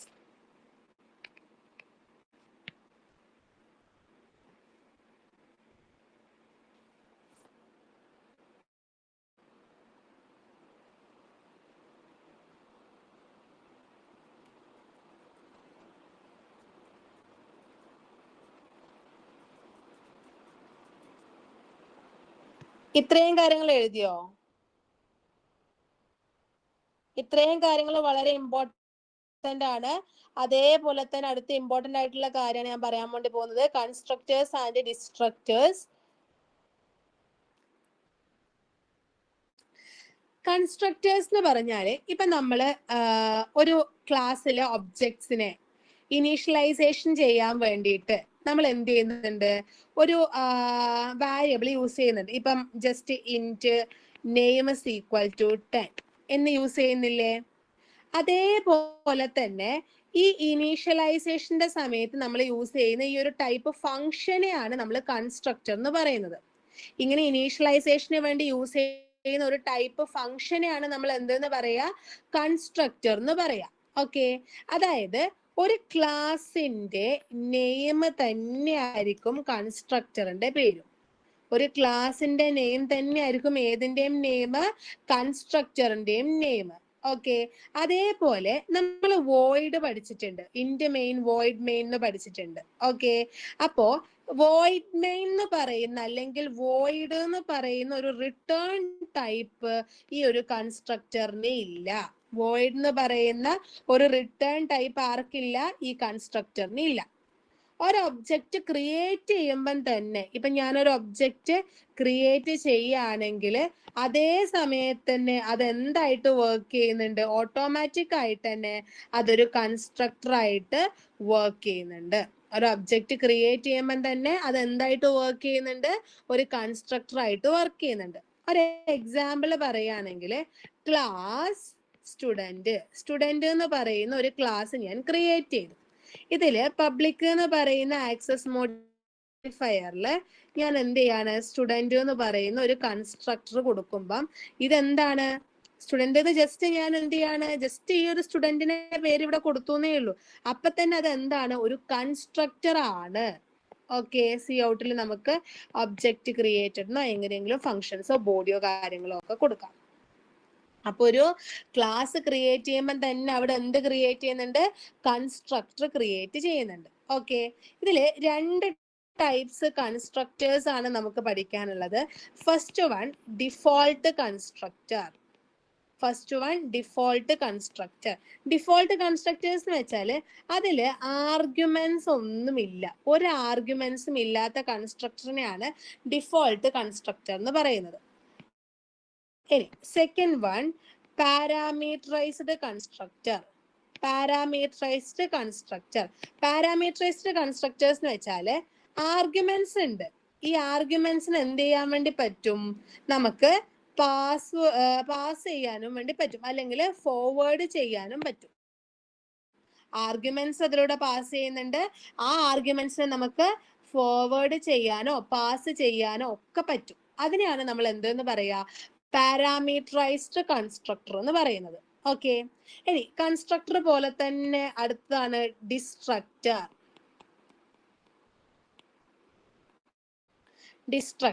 ഡിസ്ട്രക്ടർ എന്താന്ന് വെച്ചാൽ ഒരു ഒബ്ജക്റ്റ് ലോസ് ആയിട്ട് പോകുമ്പം, ഒരു ഒബ്ജക്റ്റ് എന്തെങ്കിലും കാരണത്തില് ക്രാഷ് ആയി എന്ന് വിചാരിക്കുക. അങ്ങനെ ആ ഒരു ഒബ്ജക്റ്റ് ക്രാഷ് ആവുന്ന സമയത്ത് അതിന്റെ മെമ്മറിനെ ഫ്രീ അപ്പ് ചെയ്യാൻ വേണ്ടിയിട്ട്, മെമ്മറി ഫ്രീ അപ്പ് ചെയ്യാൻ വേണ്ടി യൂസ് ചെയ്യുന്ന ഫംഗ്ഷൻ ആണ് ഡിസ്ട്രക്ടർ. ഒരു ഒബ്ജക്റ്റ് ക്രാഷ് ആകുമ്പോൾ അതിന്റെ മെമ്മറി ഫ്രീ അപ്പ് ചെയ്യാൻ വേണ്ടി യൂസ് ചെയ്യുന്ന ഫംഗ്ഷൻ ആണ് ഏത്, ഡിസ്ട്രക്ടർ. ഓക്കെ, അതേപോലെ ഇവിടെയും എന്താ ഉണ്ടാവുക, ക്ലാസിന്റെ നെയിം തന്നെയാണ് ആർക്ക് ഉണ്ടാവുക, ഡിസ്ട്രക്ടറിനും ഉണ്ടാവുക. ക്ലാസ്സിന് എന്താണോ പേര് കൊടുക്കുന്നത് അതേ നെയിമാണ് ഡിസ്ട്രക്ടറിനും ഉണ്ടാവുക. പക്ഷേ ഡിസ്ട്രക്ടറിന്റെ മുന്നിൽ ഒരു ടിൽഡ് സൈൻ ഉണ്ടാവും, ടിൽഡ് സ്റ്റുഡന്റ്. സ്റ്റുഡന്റ് എന്നാണ് എന്റെ ക്ലാസിന്റെ പേരെങ്കിൽ ഡിസ്ട്രക്ടറിന്റെ പേര് എന്തായിരിക്കും, ടിൽഡ് സ്റ്റുഡന്റ്. ഓക്കെ, ഇനി ഇതിനും എന്തില്ല, റിട്ടേൺ ടൈപ്പ് ഇല്ല. ഡിസ്ട്രക്ടറിനും എന്തില്ല, റിട്ടേൺ ടൈപ്പ് ഇല്ല. ഇനി ഒരു ഒബ്ജക്റ്റിന്റെ സ്കോപ്പ്, ഒരു പ്രോഗ്രാമിൽ ഒരു ഒബ്ജക്റ്റിന്റെ സ്കോപ്പ് അല്ലെങ്കിൽ അതിന്റെ ലൈഫ് ടൈം തീരുമ്പോൾ ഈ ഡിസ്ട്രക്ടറും തനിയെ എന്തായിക്കോളും, സ്റ്റോപ്പ് ആയിക്കോളും. ഓക്കെ, ഇനി ഈ ഡിസ്ട്രക്ടറിനെ ഒരിക്കലും നമ്മളുടെ ആർഗ്യുമെന്റ്സിനെ ഇങ്ങോട്ടേക്ക് എടുക്കാൻ വേണ്ടി പറ്റൂല. ആർഗ്യുമെന്റ്സിനെ ഇങ്ങോട്ടേക്ക് എടുക്കാൻ വേണ്ടി പറ്റാത്തോണ്ട് തന്നെ ഒരൊറ്റ ഡിസ്ട്രക്ടർ മാത്രമേ ഉണ്ടാവുള്ളൂ. ഒരൊറ്റ ഡിസ്ട്രക്ടർ മാത്രമേ നമുക്ക് ഉണ്ടാവുള്ളൂ. ഓക്കെ, അപ്പം കൺസ്ട്രക്ടറും ഡിസ്ട്രക്ടറും തമ്മിലുള്ള ഡിഫറൻസ് വളരെ ഇമ്പോർട്ടന്റ് ആണ്. അതും എക്സാമിന് ക്വസ്റ്റ്യൻ വരാം, കൺസ്ട്രക്ടർ ആൻഡ് ഡിസ്ട്രക്ടർ. ഓക്കെ,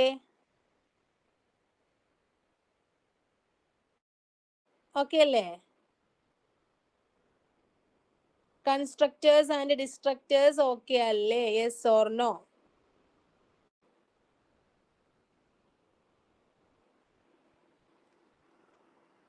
ഇനി ഓക്കെ അല്ലേ Avanthika, Jawad?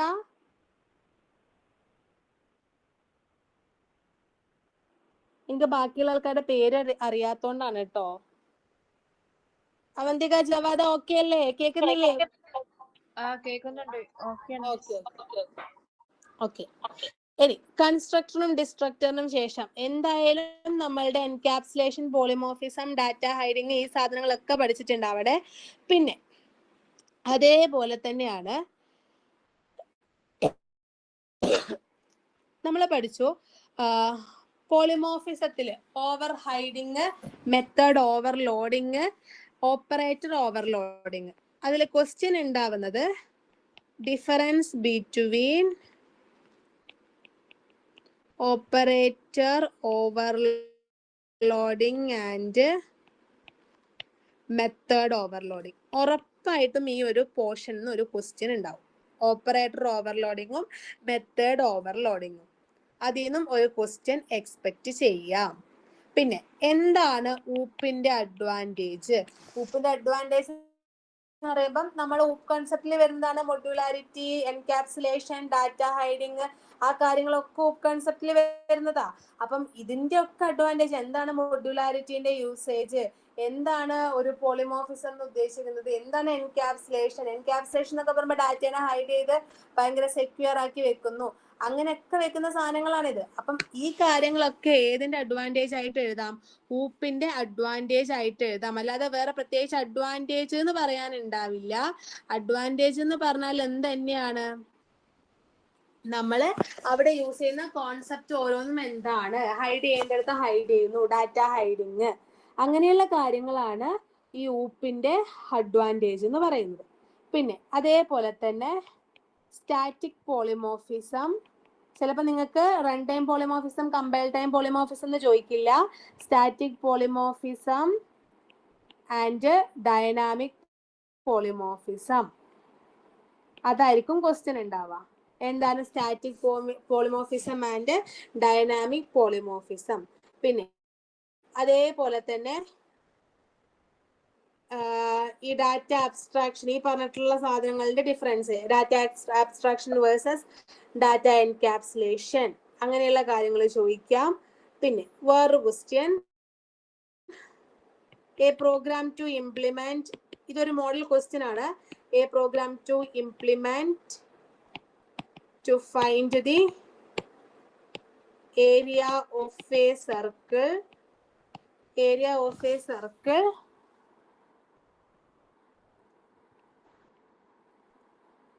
and area of a circle and rectangle with the two functions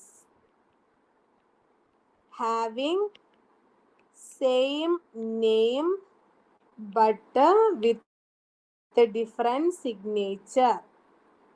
ഞാനൊരു ക്വസ്റ്റ്യൻ നിങ്ങളോട് സ്ക്രീൻഷോട്ട് എടുത്ത് വെക്കാൻ വേണ്ടി പറഞ്ഞിട്ടുണ്ടായിരുന്നു. ഒരു പ്രോഗ്രാം, ഒരു ഏരിയ കാണാനുള്ളത്. അതേപോലെ തന്നെ ഇവിടെ ചോദിക്കുന്നത് ചിലപ്പം റെക്ടാങ്കിളിന്റെ ഏരിയ ആയിരിക്കാം, ചിലപ്പോൾ സ്ക്വയറിന്റെ ആയിരിക്കാം, ചിലപ്പോൾ പെരിമീറ്റർ ആയിരിക്കാം, ചിലപ്പോൾ ട്രയാങ്കിൾ ആയിരിക്കാം.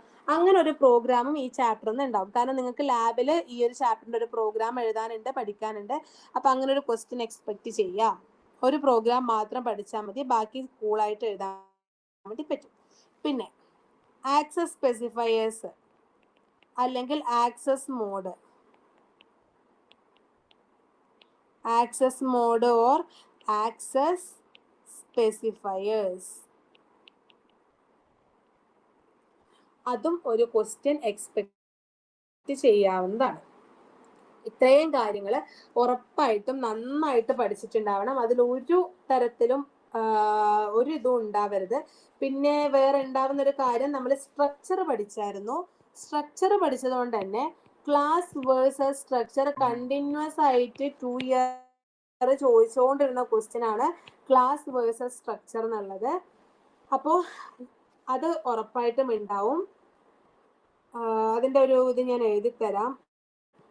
പ്രൊസീജിയർ വേഴ്സസ് സൂപ്പ് നിങ്ങൾ എഴുതണം. പ്രൊസീജിയർ എന്ന് വെച്ചാൽ ഡാറ്റ എങ്ങനെയാണ്, ഒബ്ജക്റ്റിൽ എങ്ങനെയാണ് ഡാറ്റ വരുന്നത്, എന്താണ് പ്രൊസീജിയറിന്റെ ഡിസഡ്വാൻറ്റേജ്, എങ്ങനെയാണ്, എന്താണ് ഡാറ്റ, എന്താണ് ഊപ്പിലോട്ട് വന്നത്, ഊപ്പിലെ പ്രൊസീജിയറിന്റെ ഏതൊക്കെ ഡിസഡ്വാൻറ്റേജ് ആണ് സോൾവ് ചെയ്തിരിക്കുന്നത്, അങ്ങനെയുള്ള കാര്യങ്ങൾ എഴുതണം.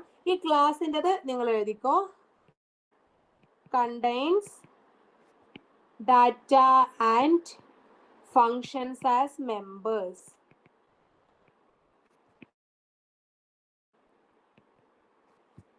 Contains only data as members.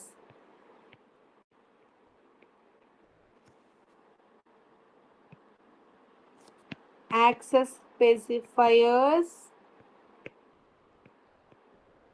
private, public and protected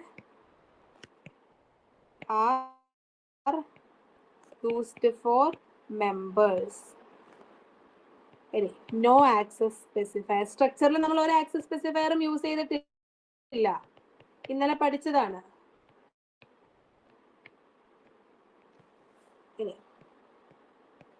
by default the members are private.